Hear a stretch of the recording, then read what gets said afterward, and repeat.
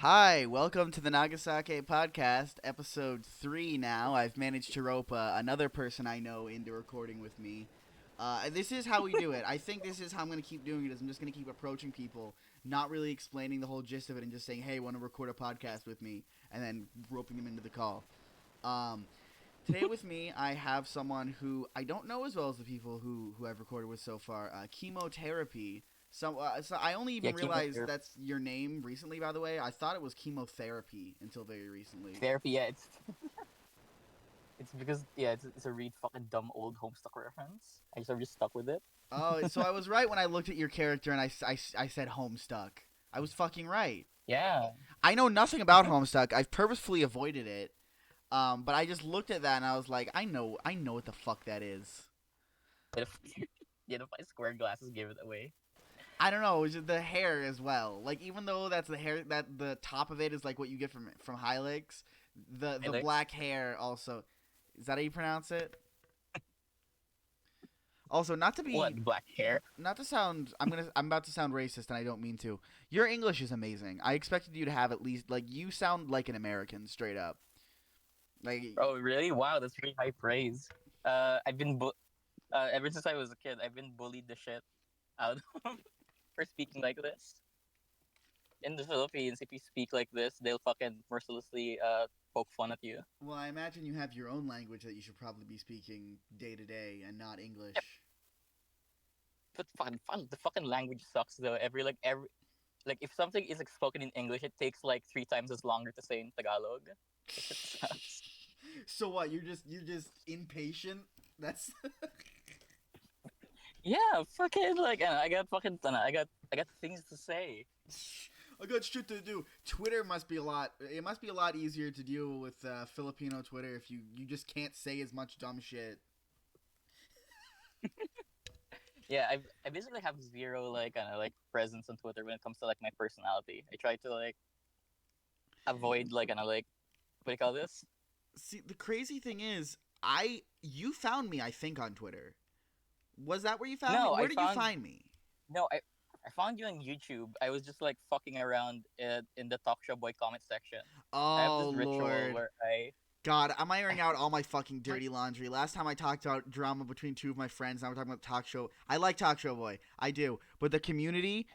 Lord, I cannot stand the community. I should have expected it. I should have expected the kind of community that he has, but I didn't. Um, yeah, yeah, but yeah. fucking I I have a ritual where whenever the way I try to find good songs is I just go to like music videos I like, check like the playlist of the people commenting because usually like Oh if my listening to the God, same thing as me. dude, my I have a shit ton of playlists on YouTube. Most of them are like sentences. Like the name of it is like a sentence that like only makes sense to me. Because for a long time, I assumed that playlists were private by default, and they're not. And I used to name it some stupid shit. I mean, like you know how you'll name like computer files stupid shit, like poo poo pee pee doo doo. Yeah, I did that for my YouTube playlists for a long time. those are those are the best fucking YouTube playlists. Like if I find like a playlist called like Ballsack Five, that's usually there's probably like gold in there. And then how did you find my comic then? Like I know I used the name Nagasake on that channel, but like not for a shit ton of things. Okay, okay. I found your playlist. I listened to it and I checked your videos Which and I saw like playlist? Which uh, playlist? I forget. It's a long time, but I started checking your videos and one of them was like interconnect hyperspace. Oh yeah, yeah, If I recall, cyberspace interconnect, man. That's my best song, and I made it with some help of other Talk Show Boy fans, actually. It's yeah. that's why it's good, by the way, is because I didn't make the music for that, because I can't make music. It was someone That's why who no longer wants to be associated with me. Nobody in that community wants to be associated with me anymore. By the way, I'm sorry.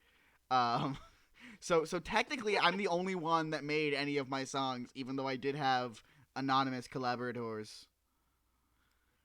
yeah I found that other guy through Talk Show Boy, like the person who made like the backing track. Hmm. So like I was like, wait, I fucking know that guy. I know that guy. If they're friends, I wanna befriend this guy as well. He We're seems not cool. friends. So like We're not friends. I'm yeah, sorry. I Well, no yeah, no now I no. know you The have person that I made that song with is cool with me. We just don't talk.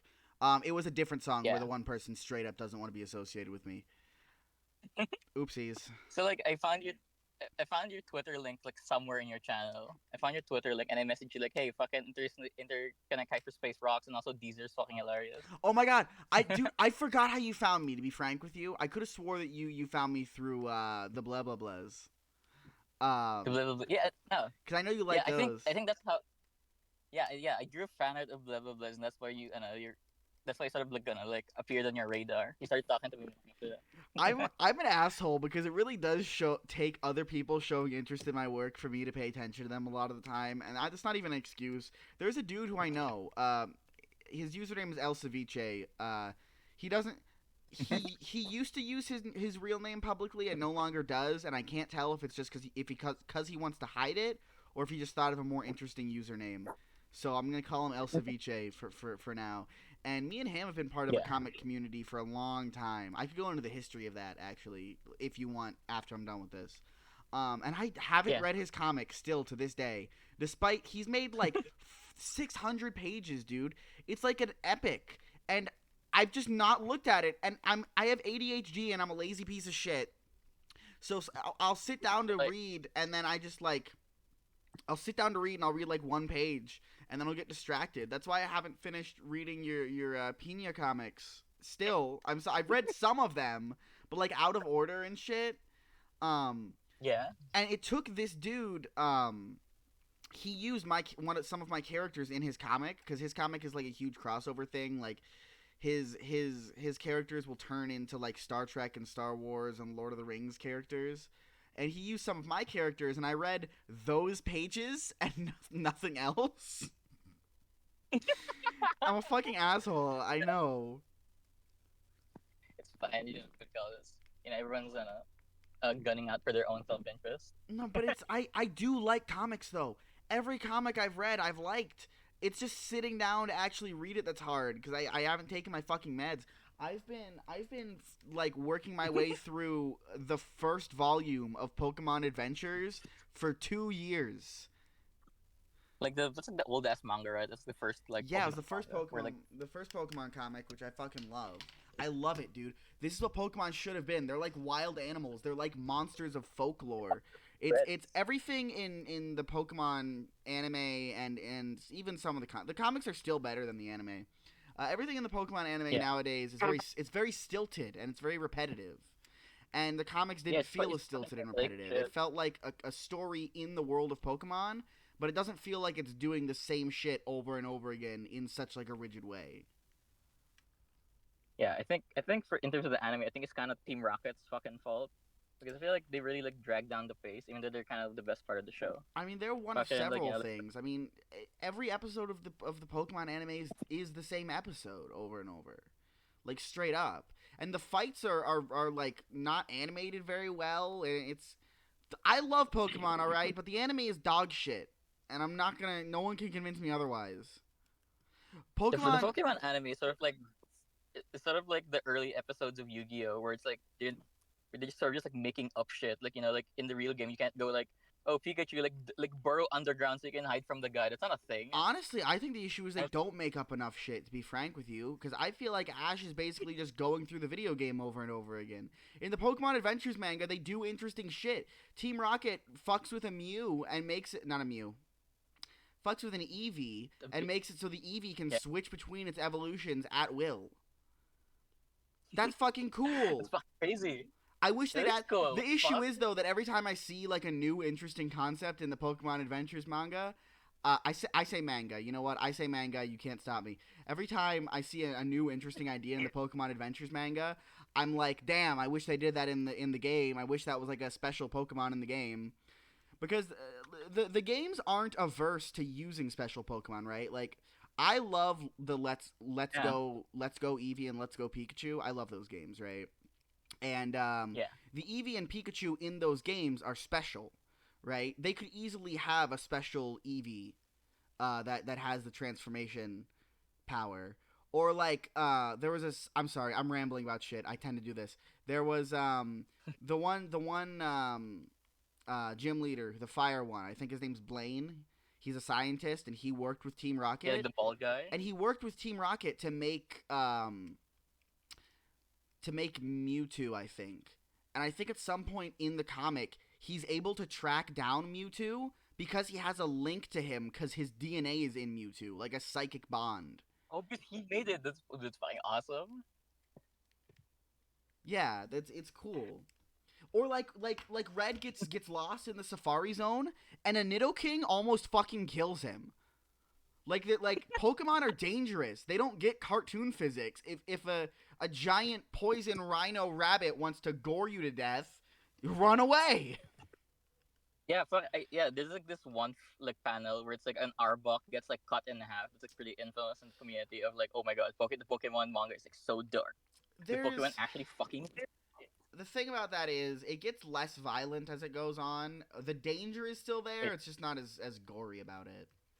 Yeah, well, yeah, they kind of had to like, it sort of became more and more of a kid's property, so they gotta like adhere to I like mean, it was kids. always a kid's property, but I feel like people have gotten softer about what their kids are allowed to watch.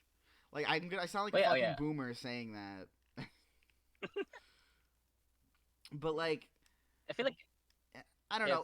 I feel like as of recent, like the amount of shit that kids watch like on the internet is like like the standards have gone up. Like what is acceptable? Well, the like, parents like, fucking don't. Kids out here watching Has Been Hotel. Parents don't know what the kids are watching on the internet. They never have. Yeah, they don't give a fuck. The parents will see what's on the TV. That's the difference. Like the thing is though, even like back in the 80s or 90s, like PG rated movies used to get away with some violence and swearing. You know what I mean? I feel like Pokemon like one swear per PG-13 film. PG-13, you get one F-bomb. But like you can say stuff like ass or hell. Like in Shrek, right? They made a bunch of jokes about Donkey being an ass. Right? Yes, yeah. They don't stuff like that. And I feel like not so much the swearing, but I feel like as far as the violence, Pokemon could stand to be like a PG sort of franchise. Like Pokemon Legends Arceus I really liked because you felt like the monsters were dangerous. Like it's a video game, so your character can't stay dead because it's a video game.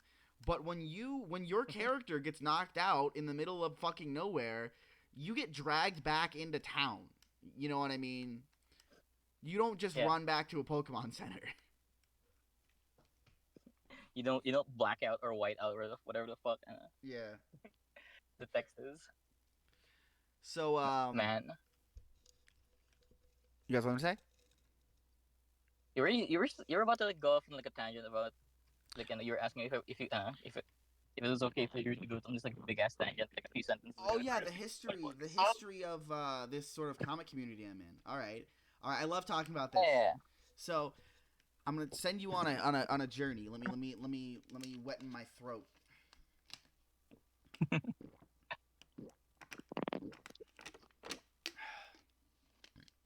Oh, I burped. Excuse me.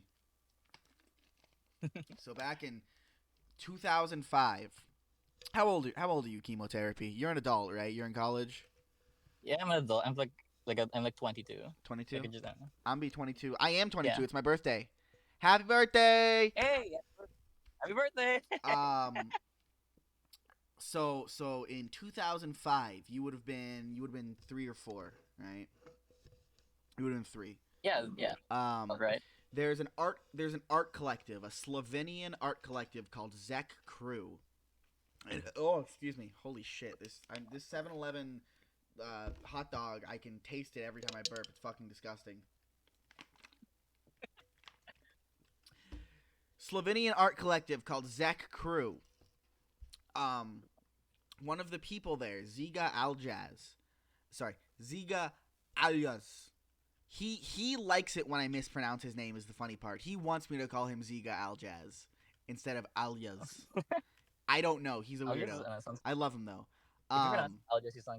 He creates a website called Strip Generator, right? And it's a very basic program where you can drag pre-made characters into panels, and you can make text bubbles, and you can create a comic. You can generate a comic strip. And a couple of years go by, it gets more popular, and there was like 100,000 users by the time it was all said and done, which isn't that much in like modern internet terms, but this started in 2005. You gotta remember. The website dies down around like 2013, 2014. The moderation, the staff sort of abandoned the website, but everyone's still using it. And we get fucking advanced because we realize they give us these shapes, these squares and circles, and we can layer them on top of each other to create characters and items and stuff. Like, if you look at my comic, I'm still doing that. I'm basically doing what the South Park creators do, where they have these shapes to build the characters out of. They have like little puppet rigs. And Yeah. eventually, Strip Generator shuts down in 2020 because Adobe Flash is no longer supported. And it ran primarily on Flash. A couple of months before it shuts down, there's this guy that comes along. I guess he was one of the users of Strip Generator back in the day, but I don't remember him, called Muppet Author. And he creates a new website called Comic Crafter.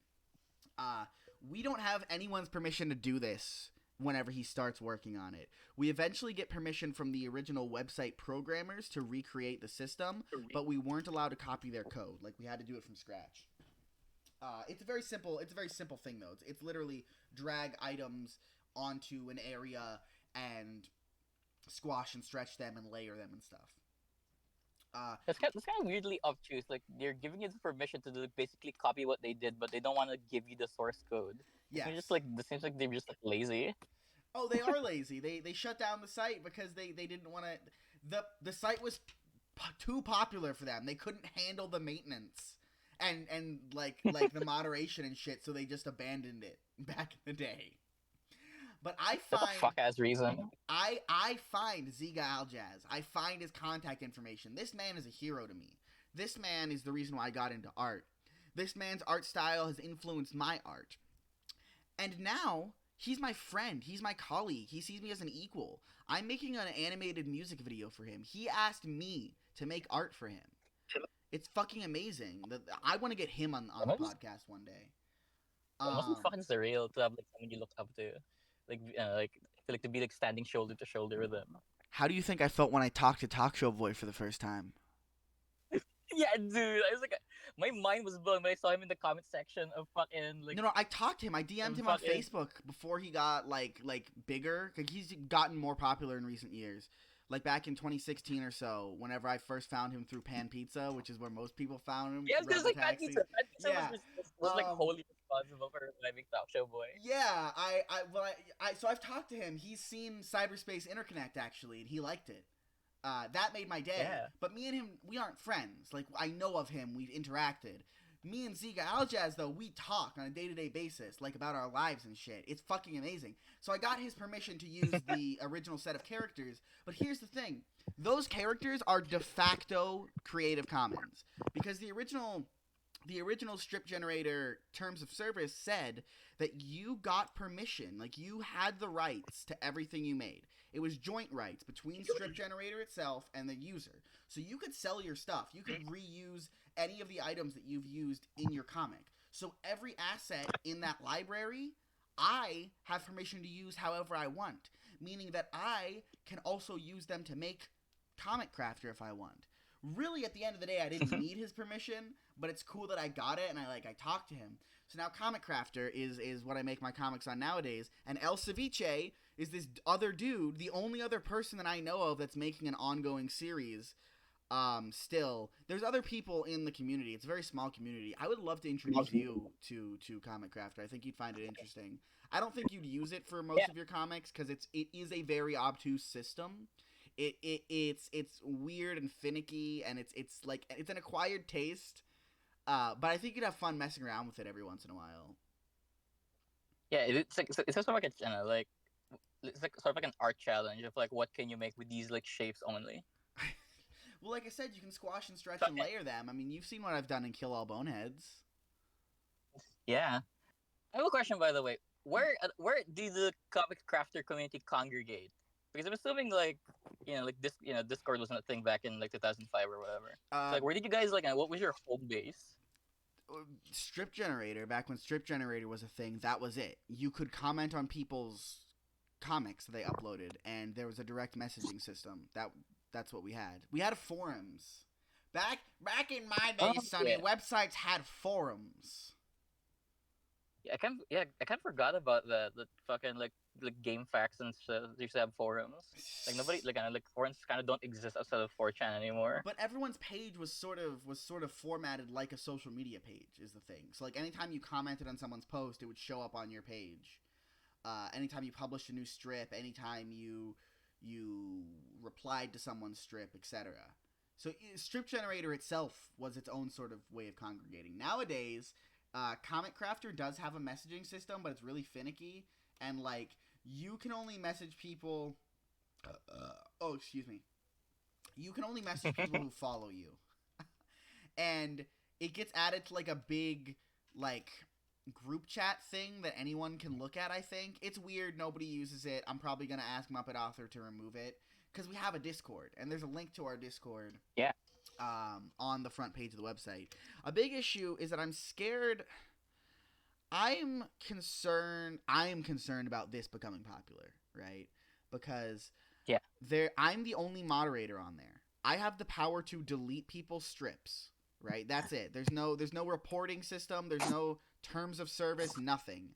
This is a very bare bones website, right? And my rule is that I would only delete something if it's illegal, right? If someone's saying Yeah. fucked up shit, if someone's sharing an opinion I don't share, that's none of my business. I support creative expression. I want Comic Crafter to be a place where anyone can come to express themselves, period, right? But here's the issue. Yeah. I've been on forums. I've been on 4chan ripoffs that lasted for 2 hours because someone decided to post illegal shit in there and the website got taken down. Right? I know what happens when you get more than 100 people on a website that's at that bare bones. So I'm concerned about this ever becoming more popular without a proper moderation system. Yeah, and also like the types of people that would use like another comic crafter are like are really like like this kind of like fringe outskirts society, and those That's types of people kind of like I mean, I'm a are fringe like outskirts of society. I'm a fringe.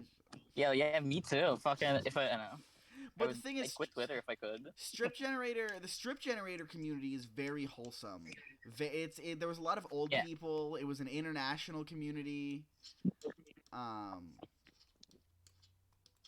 yeah, I don't know. It's not the kind of it's very like it's very wholesome, very nice people. I am the edgiest, most profane person there. Uh, which I would, often feel would out you of say like you? place. Because the thing is, I'm the main person promoting this community, but I am not the face of this community. I'm not representative of this community, and it's a struggle because I want Comic Crafter to be a place for everyone, but I am highly political and highly adult, and that's a bit of an issue. I want them to implement a like a not safe for work tab, because I sometimes use nudity and violence in my comics, and I don't want kids seeing that, but I do want kids on Comic Crafter because it's cool. Yeah, It's cool. You know, when I found Strip Generator when I was like 7, and look at yeah, me now. fucking. I feel like there is a place in the modern internet for stuff like comic crafter because like stuff like Gacha Life is basically like just like a more like streamlined version of comic crafter, but like it's like more I don't know. It has Oh more my bells and god, whistles. I feel like yeah, kids are more attracted to yeah, it is. Holy fuck. that. And like and you know how like big those fucking communities are. Yeah. Um, I'm linking you to my Comic Crafter page. This is where I upload a lot of stuff before it ends up anywhere else. Yeah, So there's that for you. I'll check it Um, out. I'll check it out later after yeah, the that's fine. podcast. That's fine. So I have a question for you that I ask everyone who comes onto this podcast, because I like bro philosophy, right? So a little bit of bro philosophy for you here, and I don't want the simple answer. I want the genuine, like, deeper answer to this. All right? Why haven't you killed Okay, yourself? Why haven't you killed yourself? I haven't killed myself. Why haven't you killed It's yourself? because there's so many thoughts in my head. I feel like it would do the world a disservice if I didn't get at least half of the thoughts in my head out there and on the page and on the internet.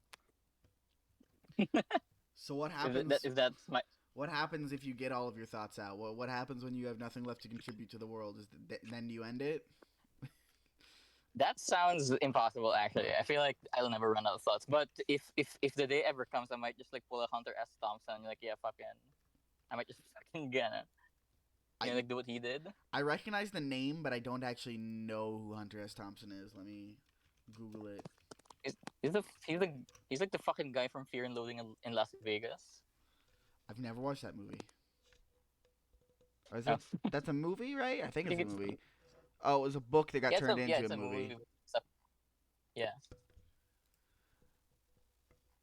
I like to ask all it's of just like my guests that question because I feel like our generation is lacking in purpose and meaning and community.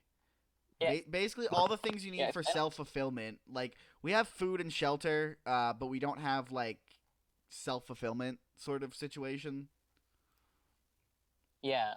Can I say I cannot relate to anyone whose like goal in life is to just like get like get a wife, have a stable job, and like get a house. Like I feel like that's like people who can like stop like kind of like stop living life and just like be satisfied with that. I feel like is fucking I can't relate to with it at all. I think it just depends on You who know, you are. I mean, I don't got an issue with people wanting to do that with their life. My issue comes with whenever they try to force that on other people, or whenever um, like well yeah, it's fine, but like like I would never want to like like how this like have like a long ass conversation with like somebody like that.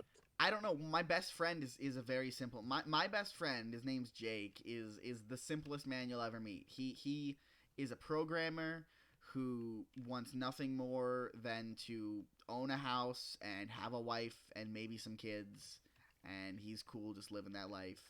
Goes to church every Yeah, it's Sunday, cool. wears polo shirts and cargo shorts and nothing else. Fucking two-story house, white picket fences, etc. My issue, though, like I said, my issue is whenever they try to force it on you. You know what I mean? I don't want that life. That sounds shitty to me. Yeah, I don't want to die. But I want a life of adventure, and I'm That's too much of a coward to live it. That's the fucked up part, right?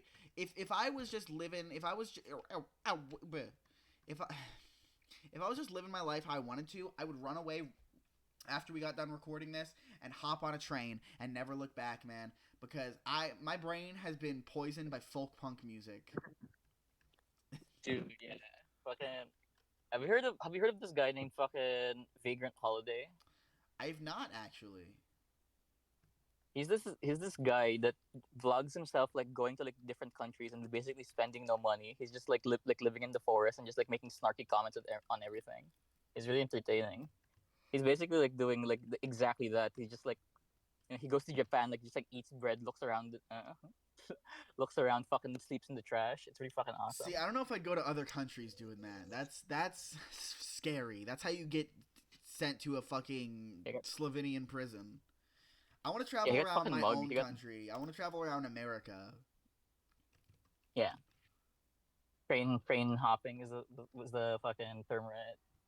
I mean, train hopping. You know, that's what America's all about, man. You know, the train lines can take you all the way from New York to Los Angeles, from sea to shining sea, my friend. I've always wanted to like visit America at least once. Actually, my entire like extended family is actually moving to America next year, which is It bullshit. Because they didn't fucking bring me. it Like de- the only like fucking person that speaks like English and has like Well, ask like them to take American you. sensibilities Ask like Virginia. if they haven't gone yet. Ask them to take you. Fucking did they kind of view me as like as a man child that can't like support himself, and like what do you call this? My mom really wants to stay in like the Philippines, so like, I kind of have no choice but to stay here. Are you not a grown man? I'm a grown yeah, fucking I'm a grown ass man. Fucking you can't see my fucking Okay, you can't see then TikTok because of then how you big can do my whatever you penises want. are. You can move out of your parents' house if you want. I moved out of my parents' house at 18. Dude, that's awesome. Is it awesome? That's kind of expected in the U.S. That's not no, that's what do you call it? No, in the Philippines, it's just basically like you stay with your fucking family until you die. See, that's okay. Here's the weird thing, right? In America, we have a lot of things that we call traditions that are not traditional. like most American culture as it is today comes out of the 1950s, right? Because if you go back Yeah. to the founding of this country, that's how America was. A family stays together more or less, right? Um, Yeah. but then in the 1950s, you get the rise of what we call the nuclear family, which really only existed so that like land developers could sell their houses. That's like Dude, it's fucked up. most American culture is astroturfed at the end of the day. Yeah. That being said, my friend, I'm moving in a year. I'm either moving in a year or I'm going to genuinely become a train hopper. I'm trying to save up some money, and if I can save up $3,000, I'm moving to Florida. And if I can't, I'm selling everything I own and just being a hobo. Uh, Why Florida? I'm curious. Like, where are because you? Where are you right now, and why? I have family in Florida. My mom's Ah, side okay, of the okay. family lives in Florida. Except my mom herself, I don't actually talk to. But my grandma, my aunt, my uncle, my grandfather, all those people, they live down there. Plus, I used to live in Florida. I've spent about half my life there, and I loved it. Like it's scary for someone like me now, I suppose, because I have some gender issues, and they don't like trannies in Florida. I don't know if you're aware of this, um, but Yeah, I, you know, how this- yeah, the Philippines is very conservative. I can fucking like, I'm sure you can. I was about to say they probably don't enjoy lady boys in the Philippines, huh? you'd be Gotta. surprised because of how many lady boys there are. I think of Thailand when I think of that. I suppose You you're should the you're. title of East Asia is fucking Lady Boy Central. And my point here is being that while the thing is, I say the general population of Florida isn't accepting of me, but here's the issue. I've met more people in Florida. I'm in Pennsylvania right now, by the way. I've had more people that I got Yeah, along with in Florida than in Pennsylvania just because there are more people. Because where I live, southwest Pennsylvania, it's fucking nothing, dude. It's a bunch of old towns that were built around factories that closed down, and everyone's poor, and there's like 1,000 people in per town. That's it. Um, so I want to move. That being said, my point that I was making is if you really want to move to the U.S., I could always use a roommate. Just the offer is out there. We got a year to see if we're compatible as friends enough for that to work out. If you really want to make a life changing decision, I'd like I've been like romanticizing that idea of just like moving out, but I like I have to finish college first or whatever. that's a Because big thing. I will say, I don't know what the college system is like where you're at. In the U.S., it's really expensive, and people basically are paying off that debt for the rest of their life. I'm covered. Fucking my aunt is like the head and is like the head and like nurse at like a fucking at like a hospital in San Diego. So like she's like funneling money to the Philippines. And you know like the fuck exchange rate from like dollar to peso is like fucking massive. So we're kind You of heard loaded it because of it. first, folks. Yet another immigrant coming into this country, taking our jobs and shipping off that money to somewhere else. SMH, make America great again. Yeah, dude. It's such a phenomenon. There's like a fucking like really popular pop song with that exact same promise. It's like about like it's about like how there's no one talented in the Philippines because everyone who's talented like fucking left to like to have more money elsewhere. There's a term for that. There is a semi racist 4chan term for that called, they call it the Great Poo Filter, which is that uh, a a big reason why from a lot of countries. I mean, there are racist people in America, but if you like Yeah, of course would it is anywhere. genuinely assess most immigrants that come into America are good people with useful skills, and then the countries they come from are dog shit because of exactly that. Because anybody who has useful talents uses those talents to escape and then not deal with the problems where they come from. Yeah, exactly, dude. It's fucking hilarious. That's why you get like Indian doctors and stuff, and then when you think of India, you think of people shitting in the streets. Yeah, and like fucking scam call centers and shit. Yeah, yeah. Am I? Can I? Okay. Are we allowed to be racy here? Race E. What do you?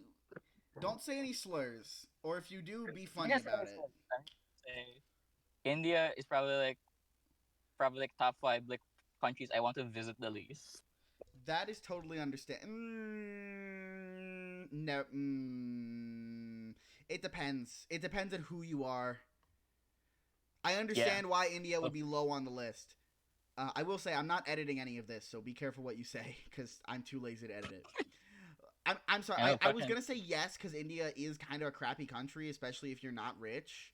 But the biggest yeah. issue for me is like every country in the Middle East would have me thrown off a rooftop. Yeah. India would probably also have me thrown off a rooftop. Is the thing, but I feel like India's at least like how do I put it? I feel like India is safer for the average person than Saudi Arabia is, for example. Yeah. That's all. Yeah, fucking speaking of conservatism, what do you call this? My mom is like a super like is like super conservative.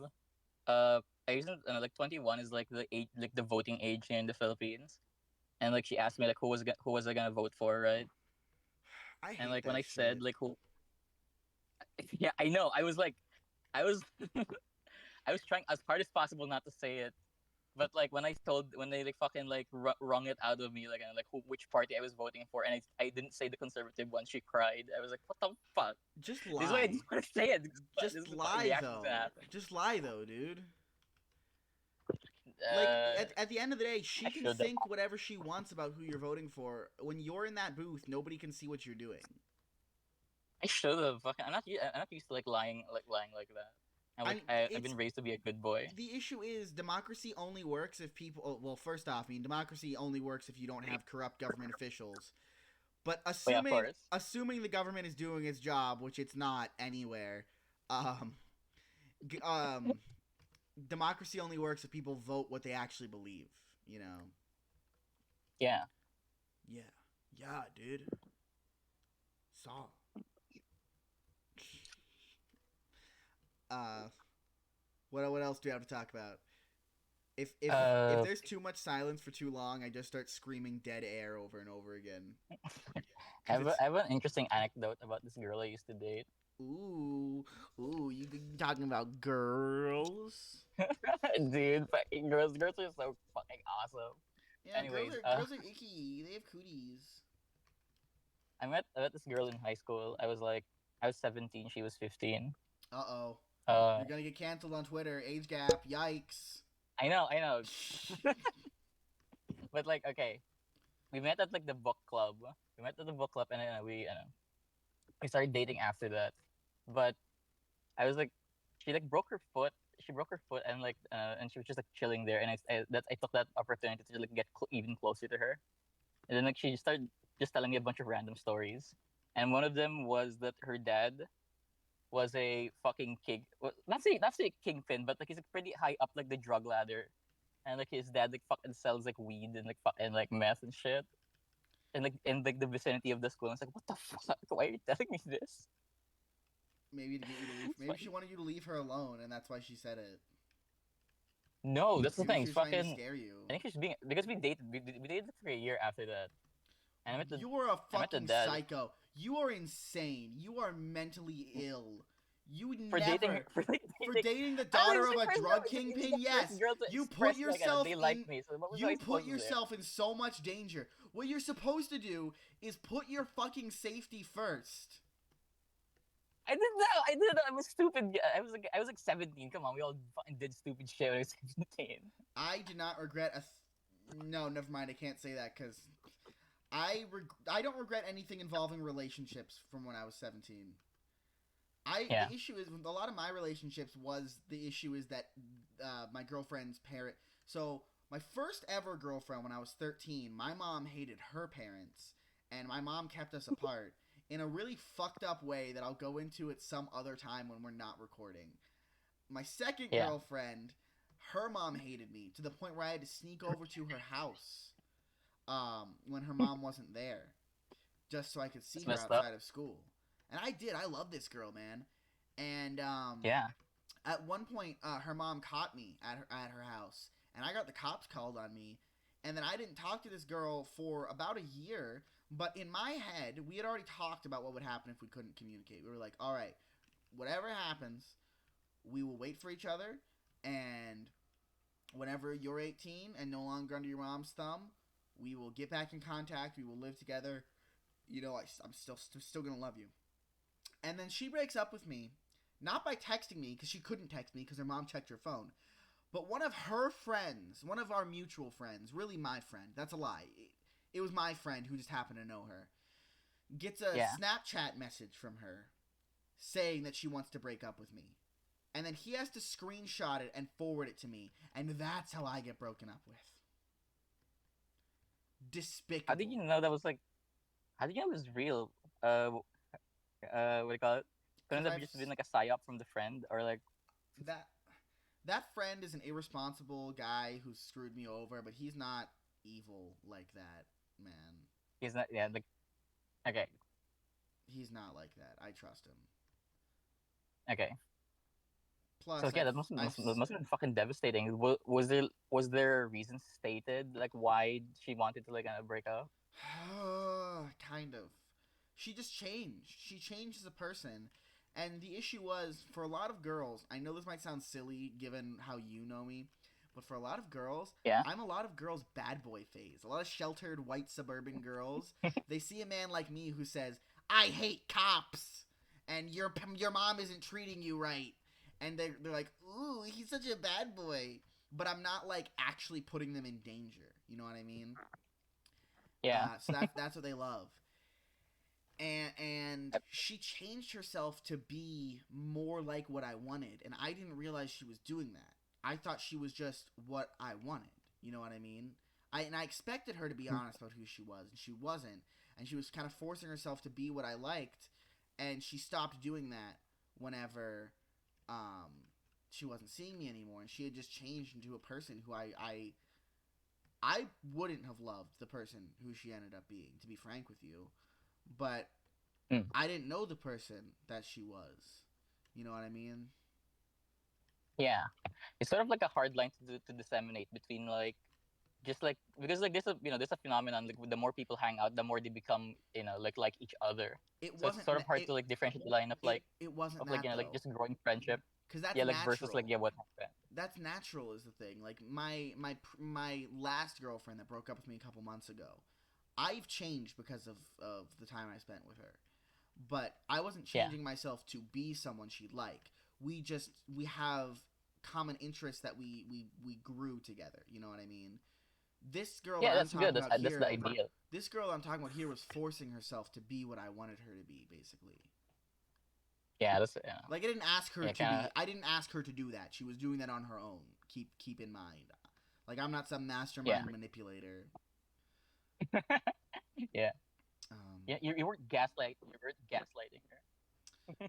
no, I never gaslight anyone. What are you talking about? Gaslighting's like a shitty made up Tumblr word. I don't know what you're talking about. You're crazy, man. No, I no like the one's word gaslight no because it's one's so no one's ever made that joke. fucking. I like the word gaslight because fucking it's like become so fucking meaningless now. I can just use it for anything. It's a reference to a movie that no one has ever watched, dude.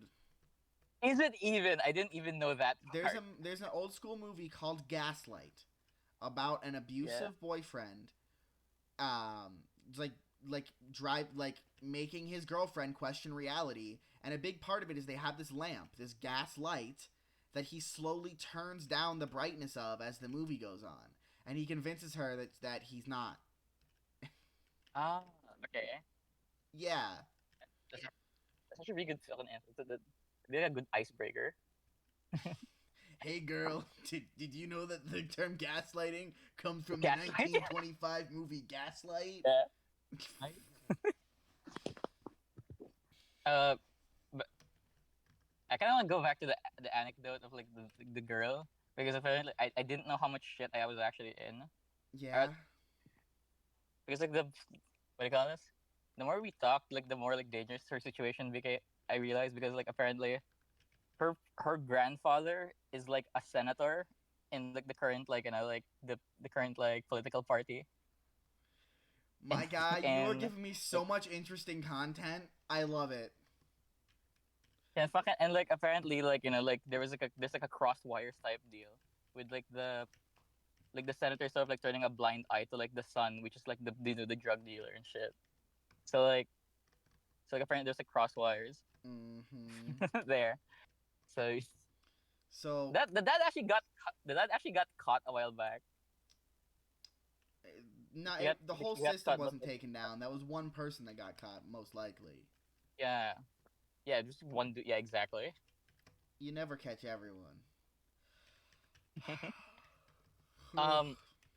It's funny you say that you're like sort of like the bad boy phase because I feel like I'm like so straight edge, and because I feel like I make people want to like sort of go into the bad boy phase because like what I call this I'm after like, I'm not actually a after bad boy fucking is the thing. That my point was that very sheltered girls look at me and think that I'm a think bad you're boy. about okay like perception wise Cause like I yeah talk I back to guess my parents and shit.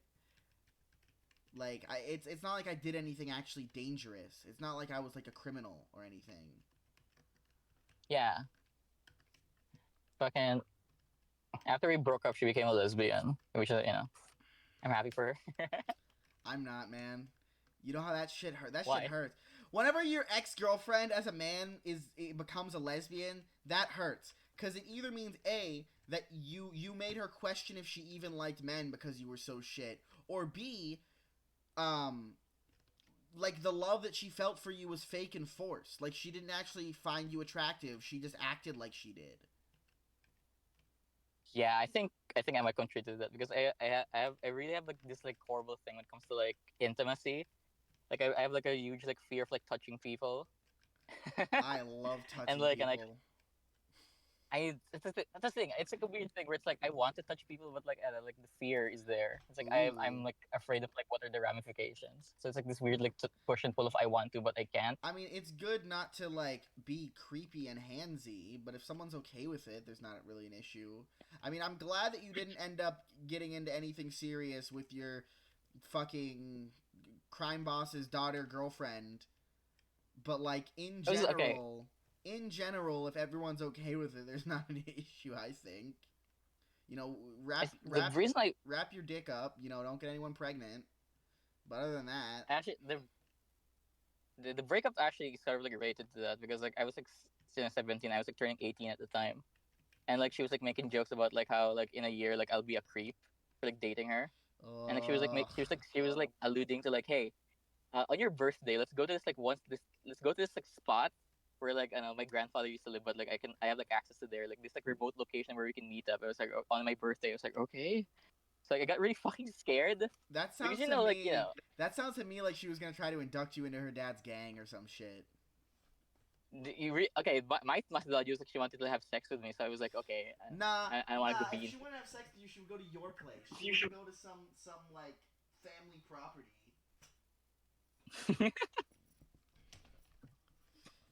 I don't I know, guess man. yeah but I guess yeah because like I asked her about it because we still keep in contact. I asked her about it and it's like no like she said like no she because I ghosted her because I ghosted her because I was too scared to confront her. But like afterwards, she said like, no, I wasn't. I didn't want to have sex with you. It's like okay. You know what? Nah. You're a fuckbag for ghosting her, man. You gotta at least be honest about shit. You gotta be. I'm You like a got. dork. Listen, dude. I'm like, Maybe I matured in relate as far as relationships go a lot quicker than other people because I was surrounded by toxic relationships my whole life. But like being completely honest and communicating your feelings and thoughts full like flat out, that is the most important thing in any relationship, man.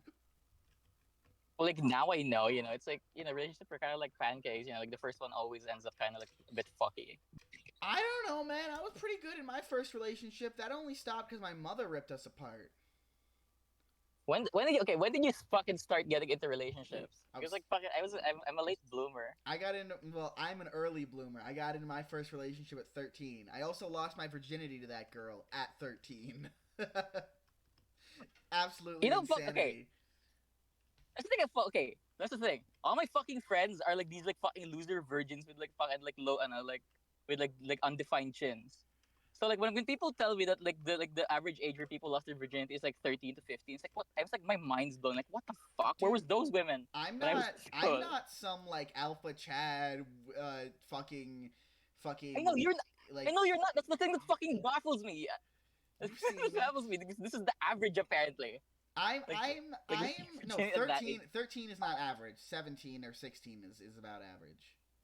Um, I'm Yeah. just really I'm two things. I'm really hypersexual and horny all the time, and two, my girlfriend was raised by a bunch of hippies who were like super sex positive and let me stay at their house whenever I wanted to. And all that shit. So I got lucky by meeting someone who is as much of a degenerate as I am. Yeah. Yeah, that's what happened to me. And then I didn't have sex again after her until I was 16 or 17. And now that I'm out of school, I have no idea how to meet people because like nobody wants me on dating apps cuz I mean, look at me. I just sent a picture of myself. That's what I look like. Like decent. It's like a Yeah, but no, sing no, one. no, no. How do I put this? I'm not effeminate enough to be like a straight up femboy, but I'm also not masculine enough to Yeah. just be desirable as a normal man would. I'm like androgynous in the way that like I lack the good features of either gender. So I nobody feel like wants me. there's a pretty good community for those type of people. I don't want to be part of that community. I don't want to join a fucking insular online community of people who are fucking losers. I say that I'm in my incel arc right now because I am, because literally I haven't gotten laid in about half a year since my girlfriend broke up with me, but I'm never gonna join an I haven't online get community of ugly people. I have, can I just say I haven't been laid period and I'm saying it's not that bad. You're saying it's Probably not because that I've never been bad laid because it's but never happened. It's an addiction. I'm telling you now, yeah, it's an addiction. Not having sex for your entire life hurts less than having sex and then not having it for an extended period of time. It is a fucking addiction. I'm telling you right now. damn, maybe I should continue being celibate. This fucking Maybe you should. this Maybe, sounds bad. maybe the Christians were right whenever they said no sex before marriage. Maybe it was a bit of wisdom that I fucking overlooked. Yeah, fuck. Some like time traveling gooner was like fucking told him, hey, this is gonna fucking Time traveling he's gonna gooner. fuck people up. No, time traveling gooner is a good fucking premise for a comic. Yeah, Cause dude, I'm fucking awesome. but I don't know how to meet people, right? Because I don't. There's only. I try to keep my work life and my personal life separate, so I don't try to talk to anyone at work. Even then, the only girl my age at work, I do not want anything to do with. She is a toxic, like shitty, not a shitty person, but not the kind of person I'd want in my life. And all the other women at my work are way Yeah. older than me to the point where they'd laugh at me, right? I I live in a small town, so I can't like there's nothing to do. I can go to a bar full of a bunch of rednecks who would look at me and call me a fag. There's Would they a okay? Would older women really laugh at you? I feel like they'd be flattered if like a young man, like a strapping young man, like decided to like court them. they might not like laugh at me in a rude way, but they would laugh me off. They would turn me down. That happened Yeah, last I guess. night to a woman who isn't even that old. So I go to this venue, and I can't really say the name of the venue because it's gonna give away where I live. So let's just call it the venue for now, right? I go to this venue, Yeah. and it's an art gallery, but it also does music sometimes, right? And they were doing a singles mixer yesterday, which is exactly what I need, being a lonely piece of shit. I go there. Yeah. The only people that are there are the people that are normally there that I already know and I don't really It's like have any sort of chemistry with. And then three very vapid women. And so I end up just enjoying the night. It kind of just turns into a party, just like a regular party. Yeah. And it was awesome, dude. I had an amazing night last night. There was karaoke. I shot the shit with the dude that owns the place for like 2 hours after everyone else had left. We were just like philosophizing. It was a lot of fun. And asking him, actually, dude, why hasn't he killed himself? I did. I asked him why he didn't kill himself. Yes. I ask everyone now, but he was like smoking inside and like ashing into a can, and it hit me. This is gonna sound so dumb. It hit me. There's like this like romanticized like view of philosophers like hanging out in coffee shops and speakeasies, just drinking and smoking and discussing philosophy all day, and that's what I was doing. I was living that myth. But there's In a one girl bar. there. There's one girl there who it wasn't a bar, it was an art gallery, like I said. Oh yeah, girl, yeah. There was one girl who works there or volunteers there who I have had a crush on for a long time. And I was too scared to talk to her even then, even after drinking as much as I had. So I texted her later and was like, hey, I mainly went there tonight because it was supposed to be a singles mixer and I was trying to look for someone. I thought you were pretty for a long time and I'd like to get to know you better. Are you single? And she basically said, she literally called me a kid in her response, is the thing. You know what? Let me read out the response to you, because let me read this out to you. Keep in mind, this woman is maybe 32 at most. She's like a millennial. She's not even like actually old, right? That's a bit too young to be calling people kid. Here's what it is. Here's my text. So I wanted to ask tonight, but I was too. I wanted to ask tonight, but didn't because I was too scared, even after drinking as much as I wanted to loosen up. But are you single? I've always thought you were really pretty and enjoyed the interactions we had, even if I didn't know you particularly well. Her response is, thank you, that's certainly a kind compliment. I'm currently not interested in dating anyone. Okay, if that's legitimately how it is, fine. And while I appreciate you being interested in getting to know me better, I would not go out with you. She would not go out with me even if she was looking for someone. You're a great kid, but I don't see you that way. She didn't have to. She could have just said, no thanks. She didn't have to call me a kid. She didn't have to hurt my pride. Yeah, this sounds so fucking patronizing. That being said, I'd rather have that response than, I'm always scared to even talk to women because I'm scared that I'm going to get seen as a creep. You know what I mean? Yeah. How do you do that? You're just like, especially if it's a stranger, what do you like? Like, hey, can I get your number? Like, you can't just open with that. As someone that's like a solid 2 feet taller than everyone else in the Philippines, I know exactly how it feels to like fuck it in. You're tall? Fuck off. You're tall. Die. Everyone likes tall men. No, women love fuck tall you. men. Being this tall is not a good thing. People always look at me weird because I'm the fucking tall guy in the room. How tall are you? Give me an actual height. 6'1". 6'1" is not even that tall. When you say, I thought you were gonna say like 6'8". No, it's tall for the Philippines. Like everyone's like fucking like okay. like 3 feet. So here's what you do: get jacked. That's it. If you're, I want to get jacked. I know. I've never seen you in my life, but I know you're a fucking beanpole. All right. Get jacked, and women will be all over you. Literally, you've already been blessed with the height. Get the muscle mass. I don't okay.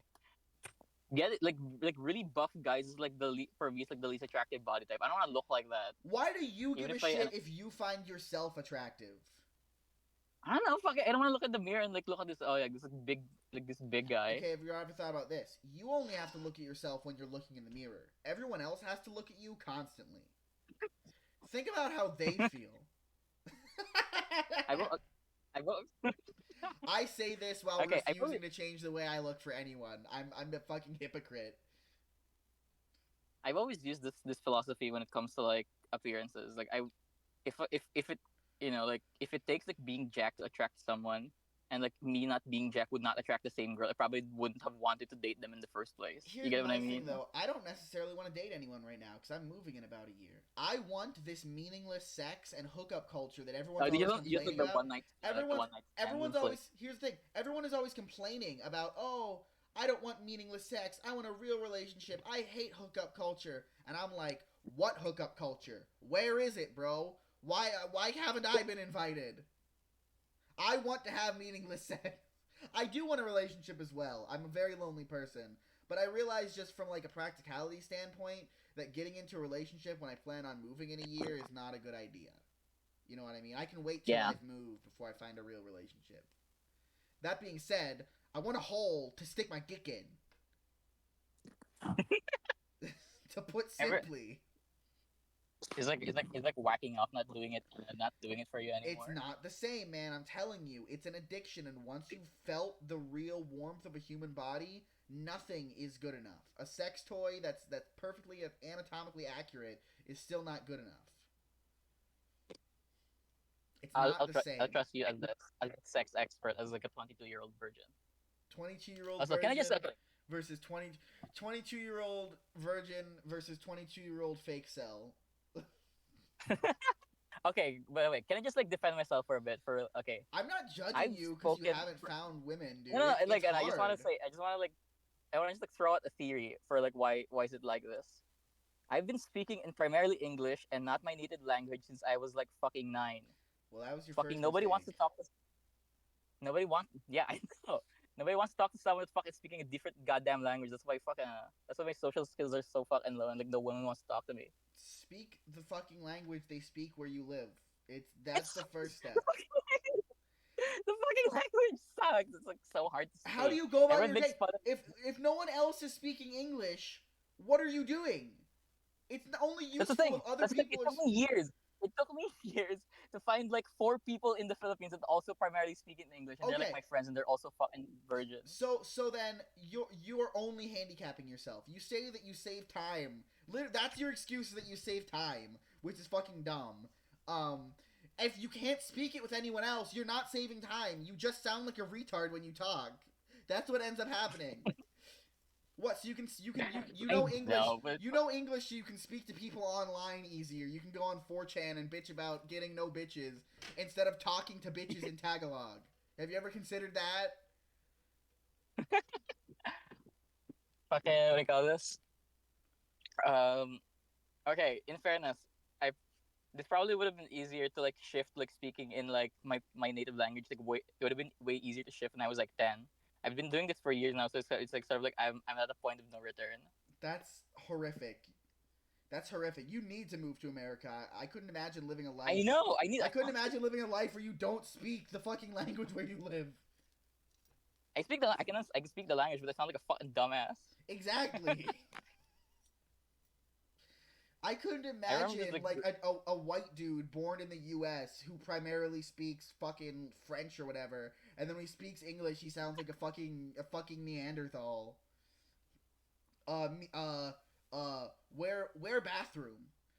Where with bathroom? bathroom. Me have With me have poop. Where bathroom?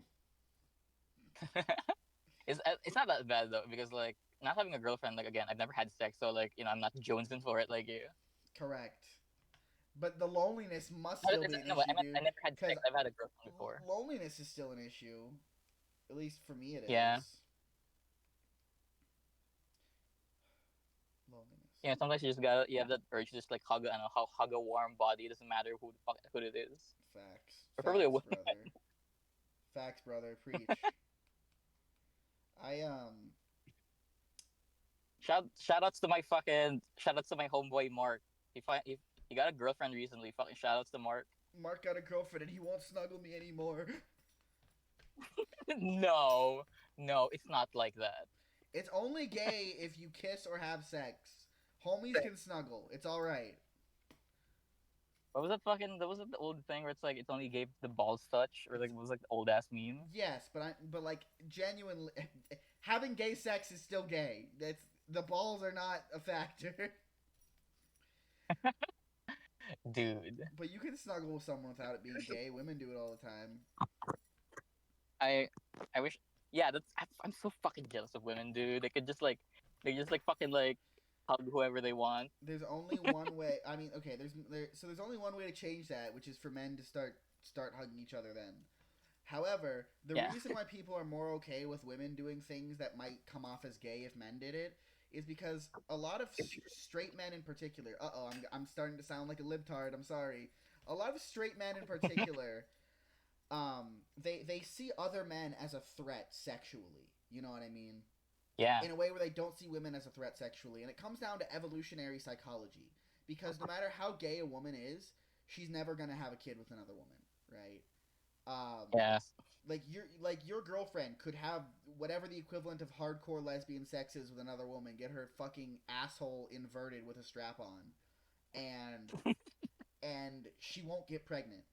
Now, if that was a man doing the same thing and some of his cum leaked out of her asshole and into her vagina, she could get pregnant. That's a big reason, Yeah. like evolutionary psychology, right? As to why men are so protective from other men, but not of women, even if a girl is like bisexual, for example. Yeah. Yeah, yeah. Dead air, dead air, dead air, dead air, dead air, dead air. I Oh. I'm a lesbian ally. I really like lesbian porn.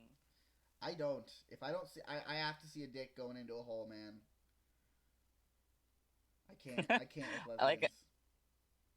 I like watching the contact, just like the two like skins like making contact is really hot for me. I don't. Okay, I don't know if we can keep talking about this. This is gonna be on YouTube. There's limits to what we can Yeah. say. Yeah. We can't this can't be the Gooner cast. Oh, No. by the way, what's the podcast called? By the way, do you have like a name set yet? The Naga Sake Podcast. That's it. The Naga Sake Podcast. Yeah. I don't really got a name for it. Me and my friend decided to do it when we played Minecraft one day. He said he wanted to do a media analysis podcast, but it's only really media analysis whenever he's on. Otherwise, it's just talking to people. I think me and him are gonna do. We're gonna watch The Princess Bride next. You could be on the media Why analysis. You could be on the media analysis episodes if you want. I could do it? Yeah, fuck it. Yeah, dude. Fuck. I don't know. I've been homegrown watching media analysis. Oh, Fucking, that's my jam. but we're not making like a video essay. We're just like sitting down and talking. Like Yeah, yeah, of I course. know for a fact that you've watched Is It Kino. Am I wrong? Is it Yeah, Yes. yeah, by a monkey. Yeah, That's basically what we do. What me and him do at yeah. least. Um, Fucking See, I know favorite you. is it Keenan I episode. know. I know what you are, bro. I knew from the just from the fact that you posted your comic on 4chan and the fact that you were a Talk Show Boy fan. Those two things are very rare things to overlap. So I know that you've walked the same path I've walked. I fucking know Yeah, this. fucking Cecily, fucking the person who made like the beat for Interconnect High Cyberspace. Yes. They're also like a really big like kind of like all of those fans. Damn, really? That might explain why was it her? Was it? I don't remember. I don't remember who it was that doesn't want to be associated with me. I'm pretty sure the cyberspace interconnect people are cool with it. That might explain why she was cool with me when everyone else hated me. um, because Yeah, here's she can tolerate a bit of Peggy. what happened, by the way, was that there was another user on there who was like, okay, I didn't know at the time, or it had slipped my mind how old they were. All right, because they were like 12 or some shit. They were like really young, and I made a government mandated girlfriend joke about them. That was it. It was a joke, right? It was weird. I wouldn't do it again, but at the same time, it was just a weird joke. And Yeah. that's what got people to hate me. Is okay. I have a question. I know that there used to be two Talk Show Boy discords, Did there? and like no, there used to be one Talk Show Boy discord, but like they split up because of like some drama. Was that Uh, did, did that happen because of no, it like wasn't did the because split happen? it wasn't because of me. No, Oh, okay. I kind of forgot that there was two.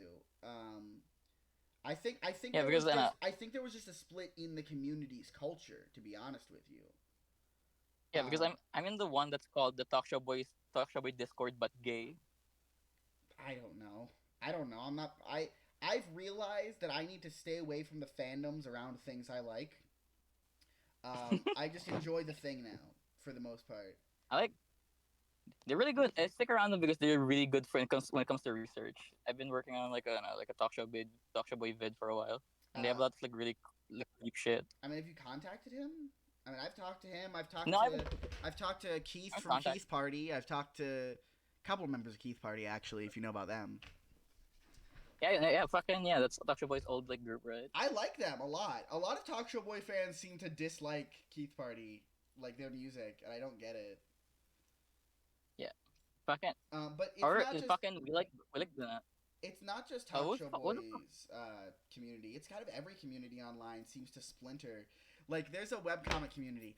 This is why I'm amazed you've never heard of How's Your Webcomic, considering that you put your webcomic on 4chan for a little bit there. There's a community on the comics and cartoons board of 4chan. How's Your Webcomic?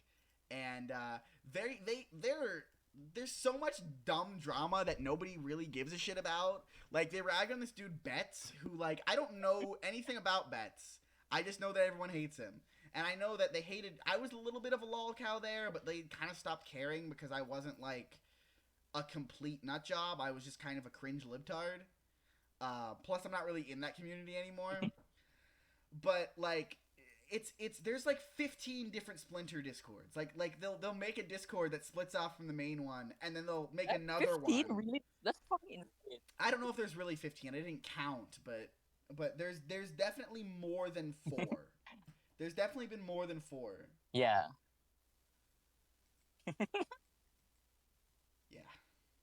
So a lot of online But you're fucking. communities Yeah, I do also that. stay. Is my point. Yeah.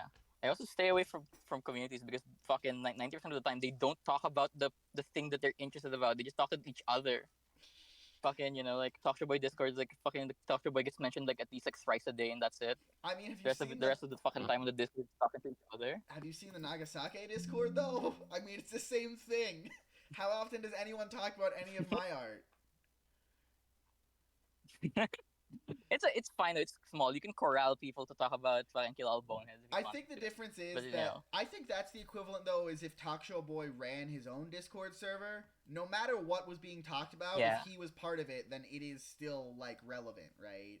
The Nagasake Discord can Yeah. Nagasake gets to talk about whatever he wants to talk about, right? It's Yeah. it's my Discord.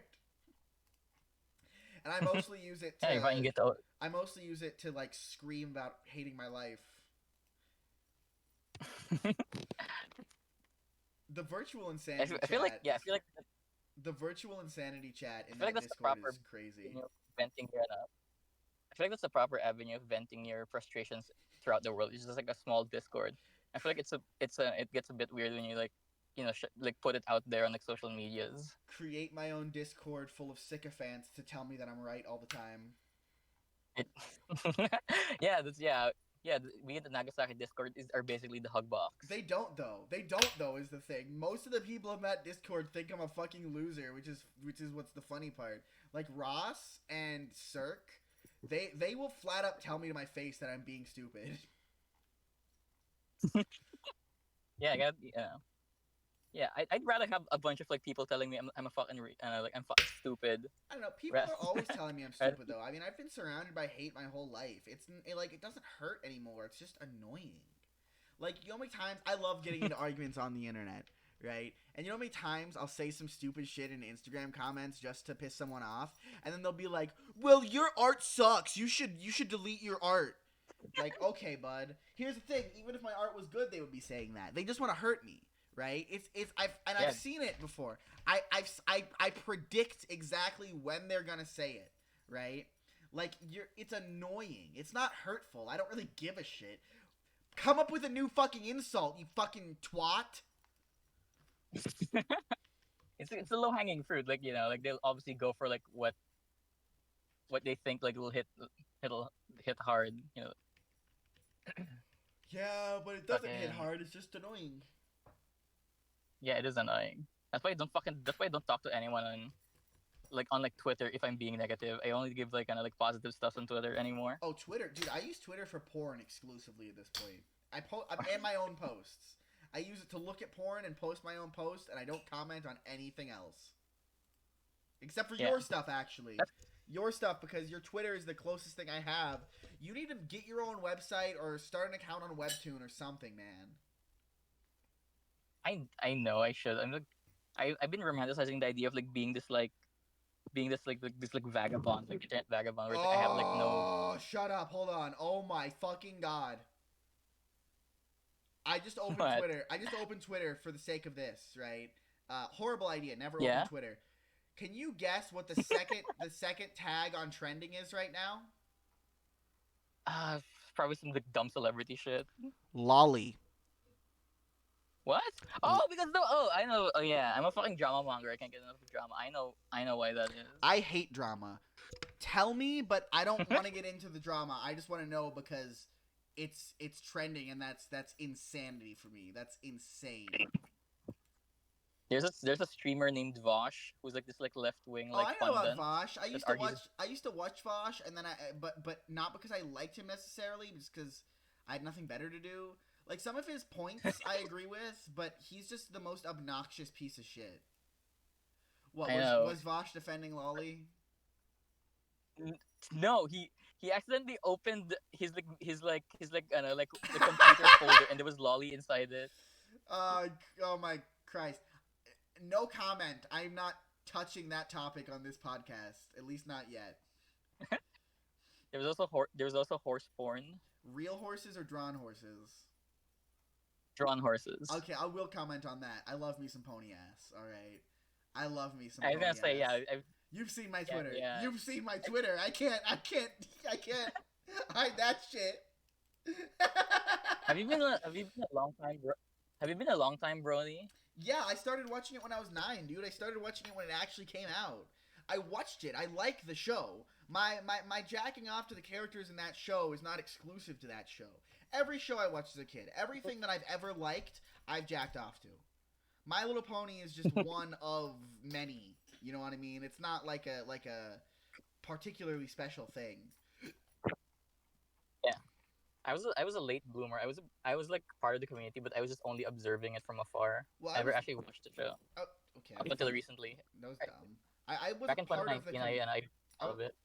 I wasn't part of the community because I was like 9 at the time that it peaked, so I didn't like make videos or anything. I just watched the show and then listened to them. Brony music went hard as fuck, bro. I know, fucking dude. It's insane. The Fucking dude, music was insane, dude. The fandom music they make nowadays owes its life to Brony music, and it can't hold a candle to it still. I'm kind of sad that fucking Friendship is Witchcraft stopped making episodes because like fucking no new songs will come out. Some of those fucking Friendship is Witchcraft songs are fucking bangers. I've never watched Friendship dude, is Witchcraft. I'm even to this day. I watched Me neither. I Just watched the Mentally Advanced series and Rainbow Dash Presents. That was my deal. I stutter too much. I'm sorry. yeah. No fucking yeah. I'm the king of stuttering. I'm surprised I haven't stuttered as much. It's because you know it's on camera, and if you stutter, then everyone's gonna make fun of you forever. Everyone's gonna comment stutter boy in the comments. If you've gotten this, hey everyone, if you've gotten this far into the podcast, comment stutter boy for a free I want blowjob. to find the podcast. Let's make that the trending. Let's get stutter boy trending on Twitter. Stutter. We do not have the power to get stutter boy trending on Twitter. I hate my life. I scrolled too far back in my Twitter, and I found a picture of me and my girlfriend, and now I want to fucking hang myself. There's at least 6 people that will comment stutter boy because I'm gonna send this podcast to my friends. And you think they're gonna listen to all of this? It has me in it. They know me. Are you sure they They're gonna want be to like- hear all of the things that you've said? Oh my god! You know what's funny? You mentioned Vosh. I just found a Vosh meme on my Twitter. I just found a Vosh meme on my Twitter, dude, that I posted years and years ago. Dude. So it's the domino meme. It's the domino meme where the first domino is Santa real, and the final domino is the Vosh pit. And The Vosh pit. I can trace this line. It's insane. So when I found out Santa wasn't real as a kid, I started questioning God. Because to me, it's the same deal, right? It's this thing that you never see, that never interacts with your life, that you believe because everyone tells you about it, right? And so when I found out Santa wasn't real, I started to question God. So I found a YouTuber known as TJ Kirk, the Amazing Atheist, right? Amazing dude, amazing atheist. I still watch him. I still like his stuff, to be honest with you. He doesn't just do religious stuff now, because this is back in like 2014, right? That's when I was like biggest into him. I mean, I first found him when I was 9 because that's when I found out Santa wasn't real. But so the new atheist movement sort of became more and more political as it went on, and eventually I just found Vosh like recommended And I watched him, and at this point, there's no longer any debate about religion. This is just politics at this point. And I didn't like him. I found Vosh annoying as fuck. He's so obnoxious, and he's the kind of guy who like uses his mod power to shut up people that he doesn't like.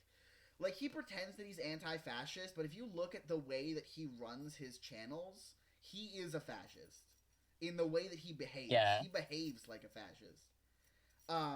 I do. The funny thing is, though, I agree with some of his like political points.